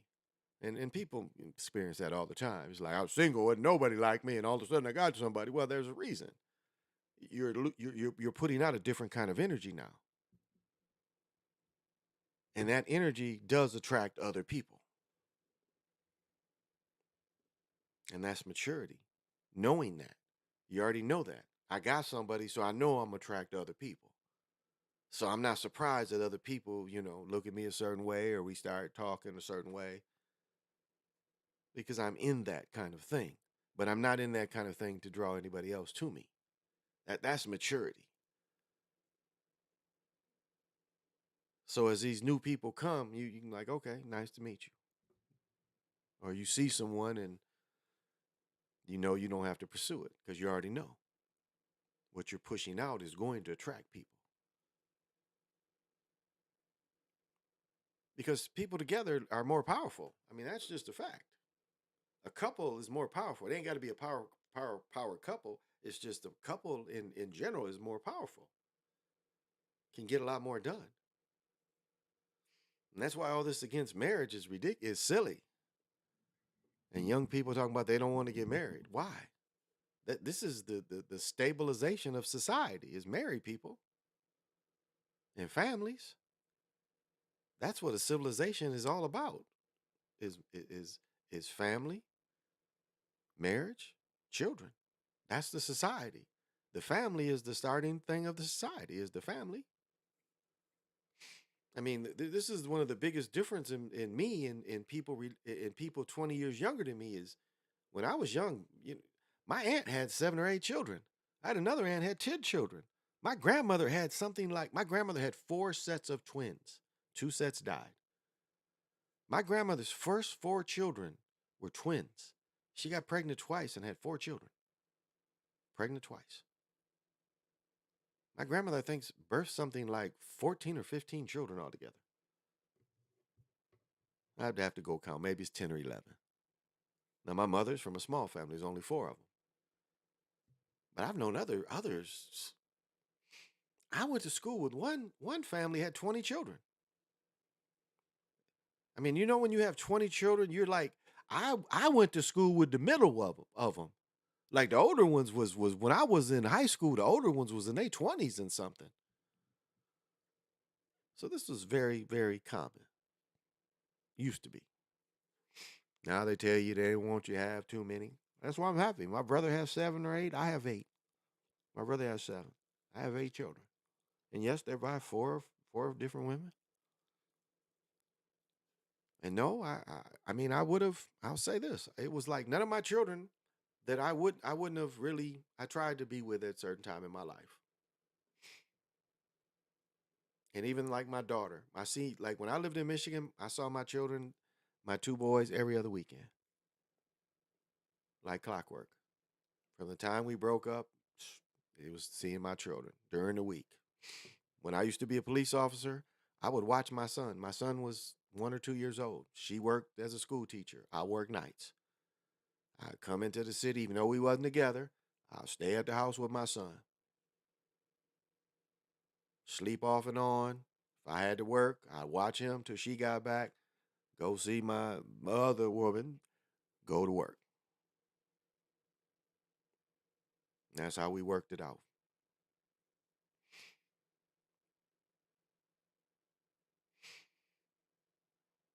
And it was a thing that they say in the Michael Jordan movie or the Air. He says one of the guy talks about being separated from his woman, recent divorce, and he says, "My daughter is getting used to me not being around." And I thought that that whoever wrote that has felt that.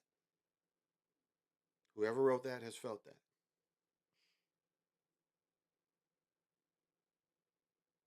And so, if you can be in your children's life, be in your children's life. And if you don't have children, that's okay too. Be happy with the one you love. And I know being young, and as I say, being young, being handsome, pretty, it's gonna attract people. So don't be surprised of that. And see, to me, that's where simps come in. It's like people that have never had that don't understand that when all this attraction comes, they don't know how to handle it because some people have never had this before. It's funny. I saw a clip of Prince, and he talking about somebody tried to play me playing themselves. I mean that's a little spell he heard. It's you can see his simple thinking. It's simple. Person ain't really street trying to think.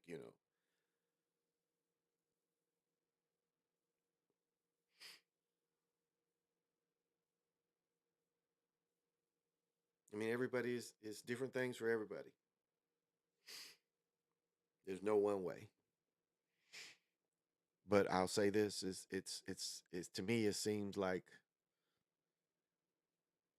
I don't know a stronger way.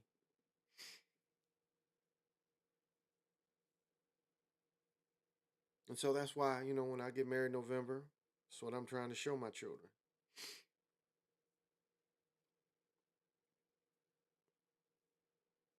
That it's not just it's we're committed to each other. And even that, although like we both looked at it, we are both. She's 50. I'm 61. She's 51. We both looked at it for where 20 years. We can have 20 years together and still be fairly functional, moving around people.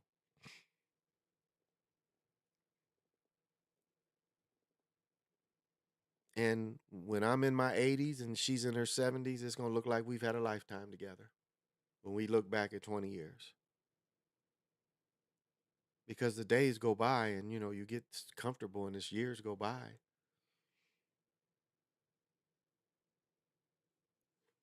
And this ain't a bad goal.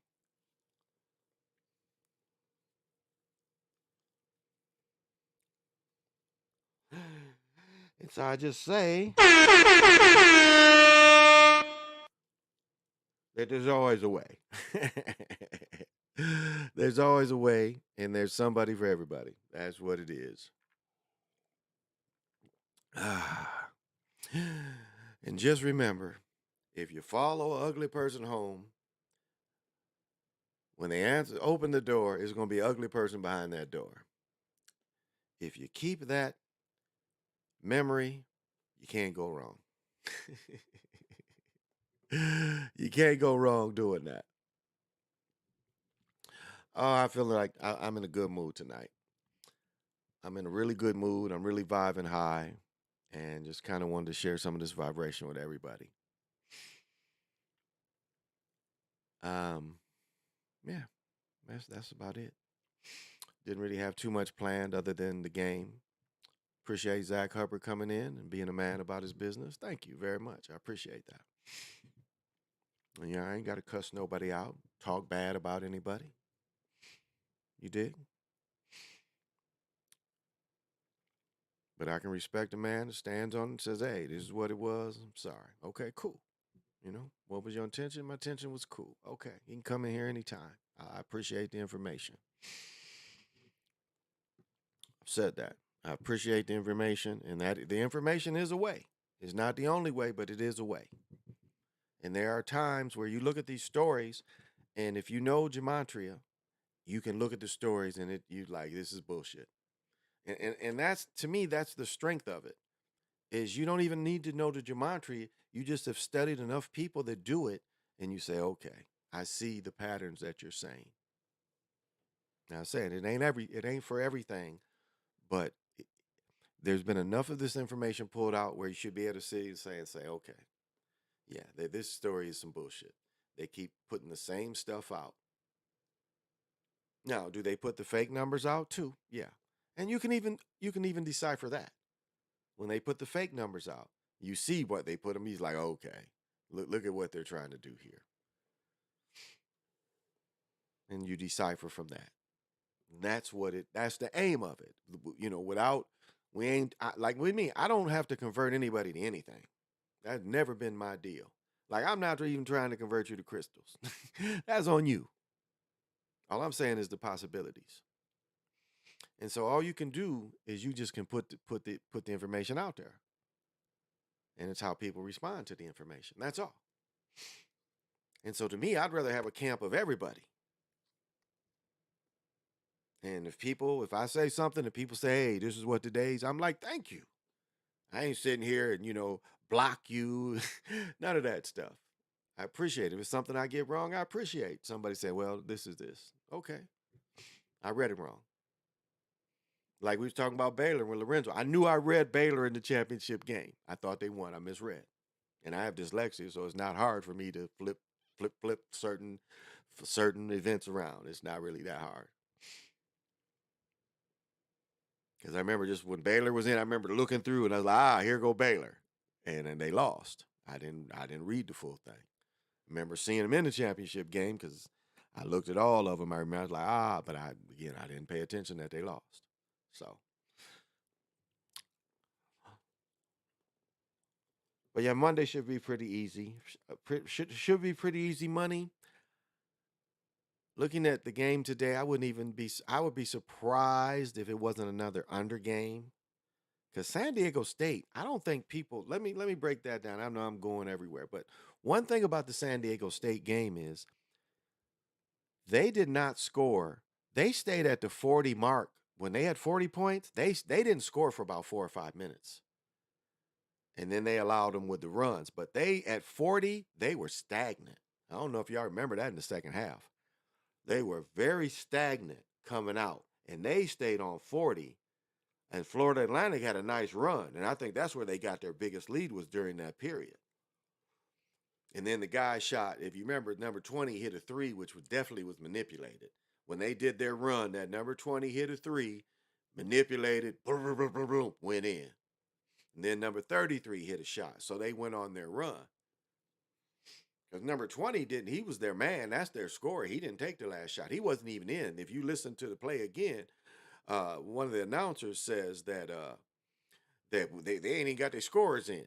And that was interesting to say that, thinking anybody can shoot the ball. But it's just again them being trying to build something up. And let me say this: I hate Grant Hill is with the ex coach, the white haired dude, not Jim Nance, but the other dude, Rutherford. He's the old coach though, because Grant Hill is starting to say words just like that dude. That dude is good for that guy. Pat, what is that old dude's name? But anyway, he's the one that made up with the kiss. But that's the way he phrases it. There he goes right now. Grant Hill is I heard Grant Hill on other broadcasts, and Grant Hill imitates that guy. That's why I hate he's with that dude who made up with the kiss. UConn and act messed up my over up. Oh, UConn and messed up my over. Yeah, Pat Summer. No, no, not him. The dude who was is Pat Summerall. No, Pat Summerall is the ex-football player. Nah, he died a long time ago. Nah, the dude who announced tonight, the other old dude, he's the one that invented the saying with the kiss. But that's the way he phrases his words. It's little things like that. And Grant Hill, somebody did, but I don't know. It's like he imitates that dude, and I don't know. I just that's not naturally Grant Hill. But when Grant Hill is on other podcasts and does games, he uses that dude's phrasing, which I guess I don't know. I don't know. I guess hearing this shit in the headphones and because when you got three people, it's kind of you got to get in where you can get in. Yeah, you remember who Pat Summerall was? He was with John Madden. Pat Summerall was the ex New York Giant punter, played with Frank Gifford, and Pat Summerall. I mean, really was one of the great broadcasters of my life when I growing up, and he historically was known for doing games with John Madden, if you remember. But he was what was funny is he was a roving drunk. I mean, really a really kind of heavy drunk, and it caught up with him. But his voice in doing football goes into early football. Because remember, before ESPN, there was only NFL films, and Pat Summerall doing NFL films. That is something I'll remember forever. His voice. He had a very distinct voice. Keith Jackson is another one. Olympic, Wild World of Sports, because that's what ABC owns. Wild World of Sports now, but that's what all we really had. Like people don't understand. Dr. J wasn't on TV nationally a lot in the ABA. If you lived in New York area or you lived in an area that had an ABA team, you had a good chance of seeing a lot of Dr. J. But if you lived in cities that just had NBA, you didn't see Dr. J that often. All you got to see is him dunking. They would show highlights of Dr. J dunking. And that's most of America. I mean, you imagine you're only seeing highlights of this player that doesn't even play in the NBA. He plays in the ABA. But all his highlights, he dunking on people. You imagine the kind of excitement that he created for a person that you really wasn't seeing their games. And for 2 or 3 years, Dr. J kept the ABA alive. The ABA was down. I think when they started, it was probably 15, 16 teams. But that last year, I think it was only 6 teams. And if you look at when Dr. J jumps from the free throw line, they're playing the Denver Nuggets. So it's the rest of the ABA, the other 5 teams, against the first place team, Denver Nuggets. That is how small the ABA became. But with Dr. J almost alone, kept the league alive. And again, when they talk about the 80s ball players, all the 80s ball players was on cocaine. There ain't never no story of Dr. J being on cocaine.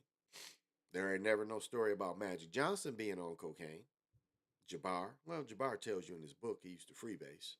But I'm saying being an addict. He was a casual user. So all these stories about NBA, all these, these guys on coke, not everybody. Most NBA players smoke weed. Now, yeah, sure, the 70s, a lot of them was on coke, no doubt. But a standard for a basketball player is weed. That pretty much what everybody preferred. So all these knocks on these 80 players, like all of them was on cocaine. No, not all of them. Never heard of Isaiah Thomas, Larry Bird. Never heard any drug stories of them.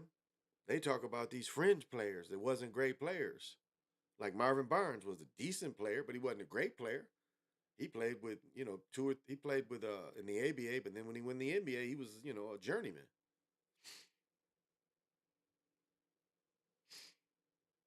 I guess the most famous addict would be Michael Ray Richardson, that was banned for the NBA for coke.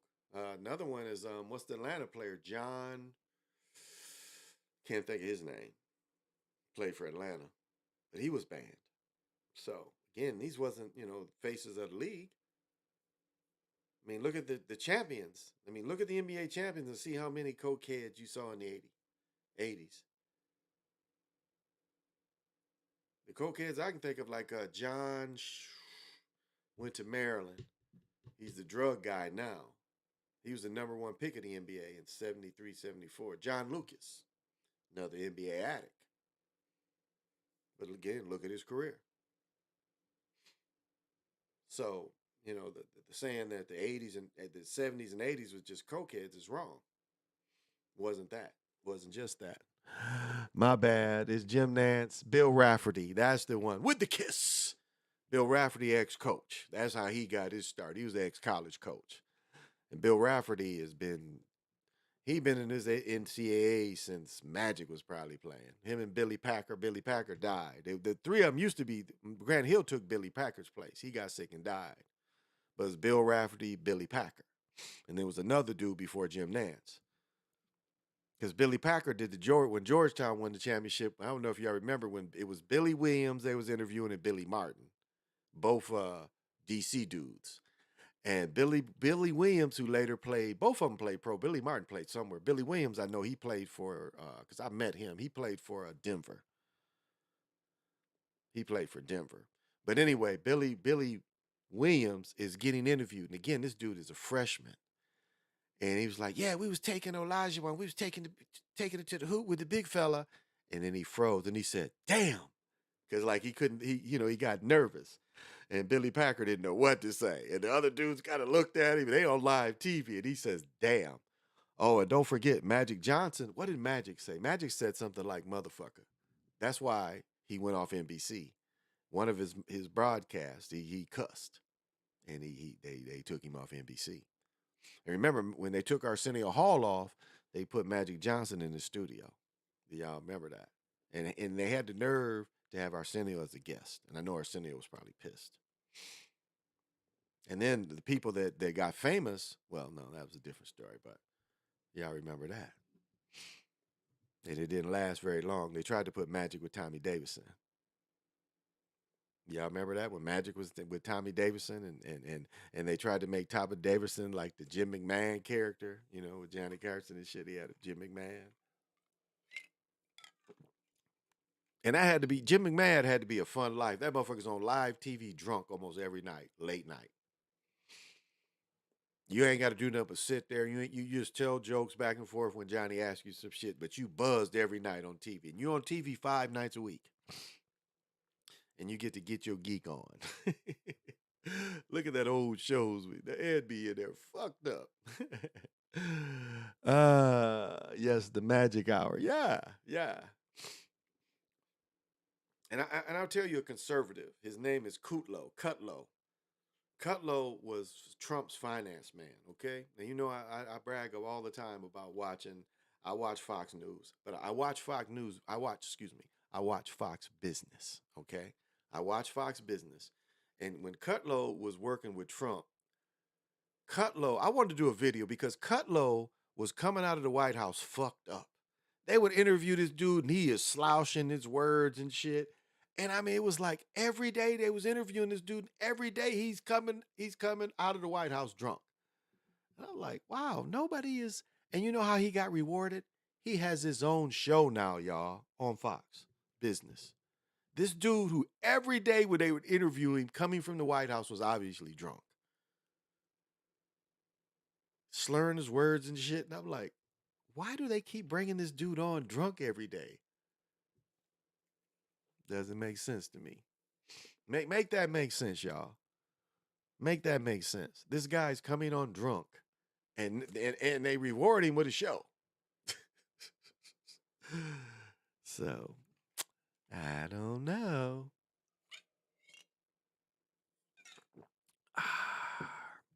Well, what time is it? 2:30. I got people coming to watch the college game. All the people that came today is coming back tomorrow. We had so much food it didn't make any sense. We had like six different kind of wings.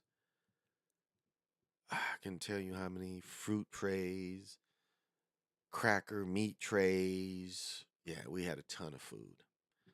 And I had Elliot Nest and my favorite gummies and some shatter, got some shatter. So I'm pretty mellow.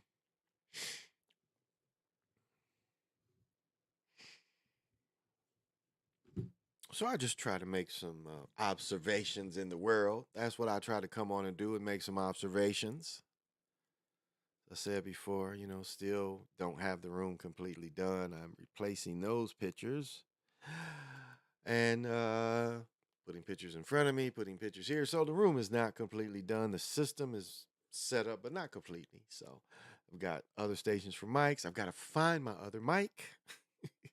Got my old Yeti down here, but I've got another condenser mic that I could use. It's a little better than the Yeti. So, but kind of turning this into my own little studio. I can have people over here on the couch.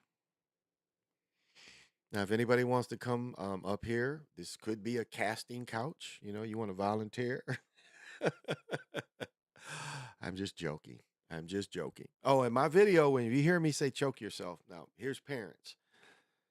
So when my children would do shit when they was little, I would just put my hand out like that and I would make them put their necks pressing against my hand. So I would make them literally choke themselves. And would I put a little pressure? Of course. But it was like they would do, children do just stupid shit sometimes. Like, why are you eating this mud? How old are you? I'm 7. Why are you eating mud? Because I'm 7. No, 7-year-olds should know better than eat mud. Choke yourself. So my children would sit there. So in the video, I'm just joking. I'm just joking. My fiance is not choking herself. I'm just joking because she's disagreeing with me, whatever I was talking about the video. Oh, magenta. And Quantum, if you hear this, it's no, I was just joking. But it caught me odd that they had that the woman, the LSU coach, you could kind of say she was wearing pink, but not that sister. That sister had on magenta. And magenta seems like it's an artificial color that's artificially put in everything almost. It shows up where it shouldn't show up unnaturally. As I said, John Wick. And again, if you're looking for it, you see it. But John Wick, he goes on the train, and on the train, all of a sudden the lights turn to magenta. And so when you're looking for it and you recognize it, you see that there's an agenda with the magenta. Because it seems like it's artificially inserted. Now, for them, it's some kind of message. For them, it's a message. Oh, I really don't want that there. Why is that like that? Yeah. Okay. Yeah. Why was that? Not sure. Yeah, that wasn't okay. Hmm. So that's all the joke in the magenta. So please forgive me, Matt, for using your oh no. That's your thing. I'm the first one, and I'm one of the best at saying other people's work because people like I can tell when people listen to me, and I can tell when they bring up things and they phrase things the way I phrase it. And especially subjects, if I've talked about them, then I hear them talking about it for the first time. And if I've listened to them for a while, it's like, okay, they heard me. And so, all right, they had to say something about something they heard me say. And the ego here don't, I don't care about that kind of thing. That kind of thing doesn't bother me. I just laugh. And I'm like, okay, I feel good that you listened to me. Mm. And I just like, I mean, I understand when Sly says that this is kind of kind of therapy. It kind of is to get some of these thoughts out because it's like most of us are creative. Most people are really creative people. And I think Bomber put it best. We have a lot of creative debt because we come up with all these creative it's like we're not entertainers, but yet we all still have entertainer ideas. Like example, I have ability to always look at like where I'm living and it's like, wow, if this was a movie, do how would I shoot it and how would I write the screenplay? I mean, I'm like able to go into everyday situations, and just sit there like, wow, if I had to make a movie out of this moment right here, how would I write the screenplay and how would I shoot it? It's just my creativeness. But I've never been able to manifest other than just messing with the phone to make movies. And I've got some old cameras.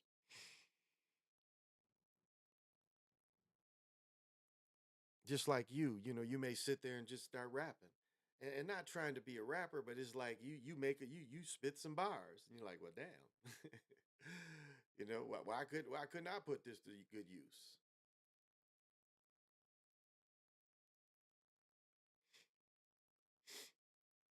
So I don't know. So just create. That's my thing, is create whichever way you feel you can create. There's a lot of different ways to be creators. Even, this is a way to even be a slight entertainer. Because for even one person to watch you, well, no, one person, the bot watches you, and then the second person.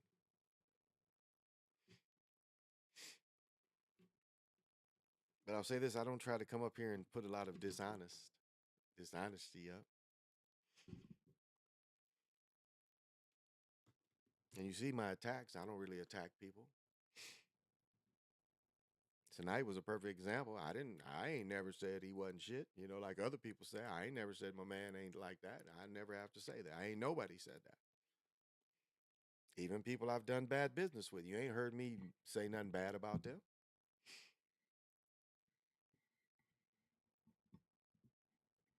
Cause that ain't really my way. You ain't, I don't care if somebody cuts my videos up and gets views. What am I gonna do? What am I gonna say about that? I mean, like my man Turtle Gang, him and Dan Calloway going at it. Dan Calloway, they going at it. Now, some people you can't build with. I'll say that. That's. And some people have slight misrepresented themselves to gain an audience on this. And a lot of people, and it ain't just Dane, there's a lot of people that use Indian ancestry to try to get their agendas in. Camaro, he's another one. A lot of these people was doing other stuff. It's like, okay, this Indian stuff, I can take my agenda from this and I can switch it to this and then put it to this. And then have some editing skills, research skills to try to push their agenda. But if you look at if you've ever had a little, what's the word I'm looking for? Little shadiness, people will still look at you kind of shady. That's all. So I try to bring my information and without having to break down other people, because that's their story, and you can leave their story to them. And if people, choose sides, that's on them. It ain't for you to convince anybody of anything. As I've said almost an hour ago, I'm not trying to convince anybody, convert anybody, or start any cult. All I say is, if you want to really try to understand, and it goes into really understanding basically what your consciousness is. I try to hit those things. I try to hit the natural magic that we each are, and how to look at it.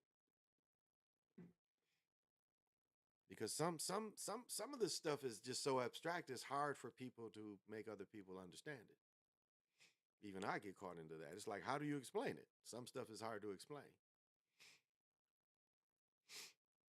especially spiritual things that have happened to people. It's hard to explain some of this stuff.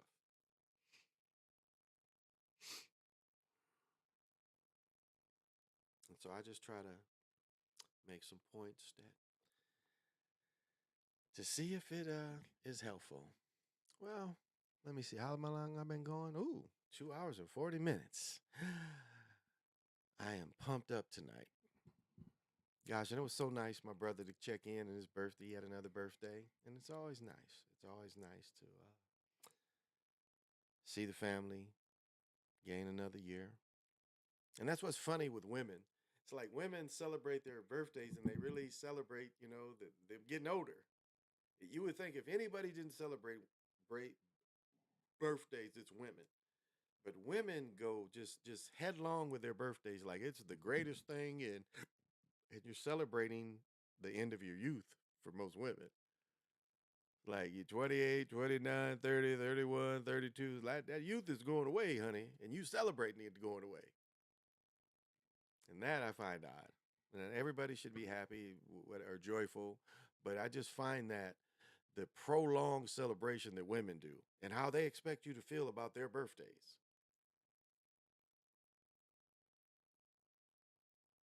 is I mean, it's just I look at it as like, wow, you're celebrating that you're getting older. For a child, yeah, but adult, it's just okay. You like last year, my daughter would only play pickleball with me once a year, and that's on my birthday. We're leaving. She's telling people it's my birthday. It's like, Brian, why didn't you tell anybody? It's like, it's not that big a deal. Because you're celebrating, the closer you're getting to the end of time, that's what you're celebrating. And it's not the end. Even then, it's not the end. And that's the only thing, like they say that people might start living longer. I ain't seen where when most people get 90, there's some restrictions in your life. You're not going to walk as well. You're probably going to be in a wheelchair most of the time. You got to have people pushing you around. Now they're saying now, so many advances, and there's people 90, 100 that can still go all around. That World War II vet that lived to be 116 years old. They interviewed him at 112. He was still driving, smoking 2 cigars a day, 2, 3 cigars a day. He probably did that for all his life. No mouth cancer, no lung cancer.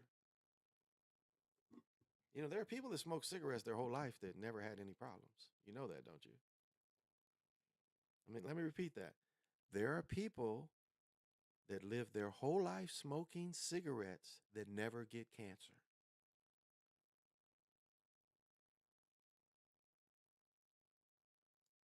I remember they were interviewing one of the first really old people I heard interviewed, and the person said they smoked cigars their whole life and they drank their whole life every day.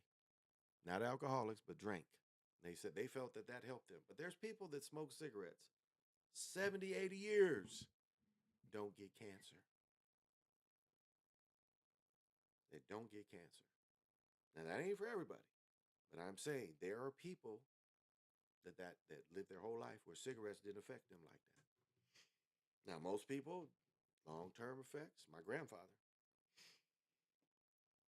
They thought my grandfather he worked concrete, so they thought he had years. They just thought he had from working in concrete in his lungs. All them years he had cancer. And he didn't quit smoking. He kept smoking. So it finally caught up with him. When he's in his 80s, died of lung cancer. Took him pretty quickly. And he was sneaking smoke. It's like in the summertime, if he went outside or wintertime, he was going to smoke. Now, he didn't know he had cancer, but again, the things that was wrong with his lungs had been wrong with him. And he kept smoking, and for years, nothing affected him. Then when he got 84, 85, it kind of took him out. So it wasn't until like the last year that it really smoking bothered him. So he went most of his life fine from smoking. Birthdays and holidays are overrated. Yeah, they are. They have a cure for it. Well, then that I don't doubt. That I don't doubt. And I think I even dare to say, like, what's funny is if you study King Albert, Queen Elizabeth's dad, he died from smoking cigarettes. But if you study Queen Elizabeth's sister, Margaret, she dies the exact same way. Like when you watch that thing on Netflix about the royals, what do they show with Margaret? Chain smoker. And she dies in her mid 60s from smoking, just like her dad did. So it's like she didn't learn anything. That there was something in their families where you should quit smoking. I talked to I know a lady and she's not with us. And she was dying of cancer. Not dying, but she had had lung cancer and was in remission. And she admitted that if she wouldn't have got cancer, she would have smoked until she died. She said that's the only thing. She said it was ingrained in her life that much that if it wouldn't have made her sick, she'd have did it until she died.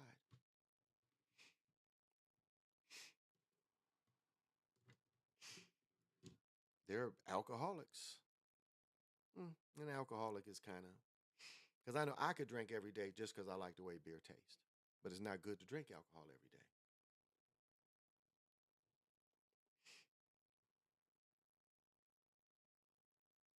So I guess it's tolerances. People have tolerances.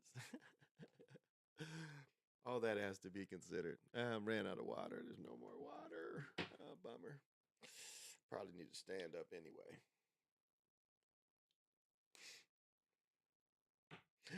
But as Richard Pryor said, the point is there is no point. There was no subject tonight. I brought up a few things, which naturally I was going to talk about sports, but it wasn't the only thing. So, but I hope I shared a few things with everybody. Um, I'm lazy. I don't really feel like messing with these cards, but I am kind of lazy. And I showed a lot of crystals, so maybe I'll skip the cards. And maybe I just might start doing cards in the morning or something. I don't know. But yeah, I'm gonna cut it now. Thank you for coming. I appreciate it. Standing ovation.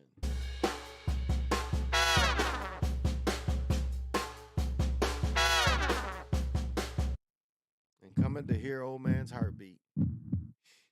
Show you the old man is alive. Person that, and I'll say this: it's like my fiance always asks me why I watch the games when I know they are scripted. I still like the entertainment. I still like the gracefulness of the players, and I like that type of entertainment. Uh, so that's why, and I'm critical of it. And now we know, all sports is the same as wrestling. And I think the last 3, 4 years of my life, I've tried to physically show how it is. You know, same there. So I don't have to keep making those kind of videos all the time anymore because it's like I've already made my point. I think well, and by the others, Lobo and others, they understand, and so it's out there. So I don't have to keep making that kind of thing because you have to see it by now just by watching the last year of my videos. Not to say I won't highlight a few moments here and there, but for the most part, I've showed, I think I've proven that there is some kind of system that they use that is not, and I know quantum says it's some magic. It's not magic. It's simple. Well, I mean, this technology is all magic, but it's not. They don't have to use magic. It's an easier way. They got an easier way to magic. They don't have to waste real magic on sports. They use easy magic. It's nothing but the same thing over and over again. They've been using the same process to make money off sports from the beginning, and it's just more sophisticated. That's all. It ain't really changed. The more things change, the more they stayed the same. Because college players getting paid now, they was getting paid in the 20s and 30s. After World War II, when they wanted again, the way they took Jim Thorpe is really where it started. after they took down Jim Thorpe. Audrey Brunich, his racist ass, took down Jim Thorpe and took all his medals away for playing some semi pro farm league baseball because he was jealous Jim Thorpe beat him in the 1912 Olympics. And so he waited and had people dig and dig. And, oh, Jim played in a couple games. Disgraced him because he was jealous. He couldn't beat Jim. That was the only reason he exposed him. That's it. Because he was jealous of this great athlete that beat him, honestly, beat him fair and square. And if you look at the 1912 Olympics, they tried to cheat Jim Thorpe by stealing his shoes. But do you know how things work for good people? Somebody anticipated that his shoes would get stolen, so they manifest some shoes.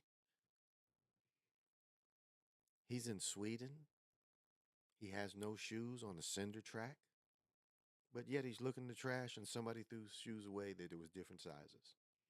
And he was able to put two shoes together and still win the decathlon in record time and declared the greatest athlete on earth after doing it by the Swedish king, defeating Adrian Brundage. I don't even think he medaled in the 1912 Olympics. He was later in control, and he later fucked over Jesse Owens too.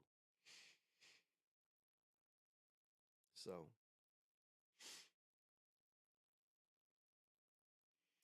but yeah, I'm gonna cut it right now. 2 hours is long enough. PJ, Lorenzo, all the crew, Dr. Sinister, Chiefs guy, all of you, and all of you that watch this in the future, thank you. And I'm gonna cut it and see you tomorrow night after sometime after the women's game at 2:30. I'll probably come and do a highlight of the women's game. Until then, enjoy your lives. Find something to have joy for.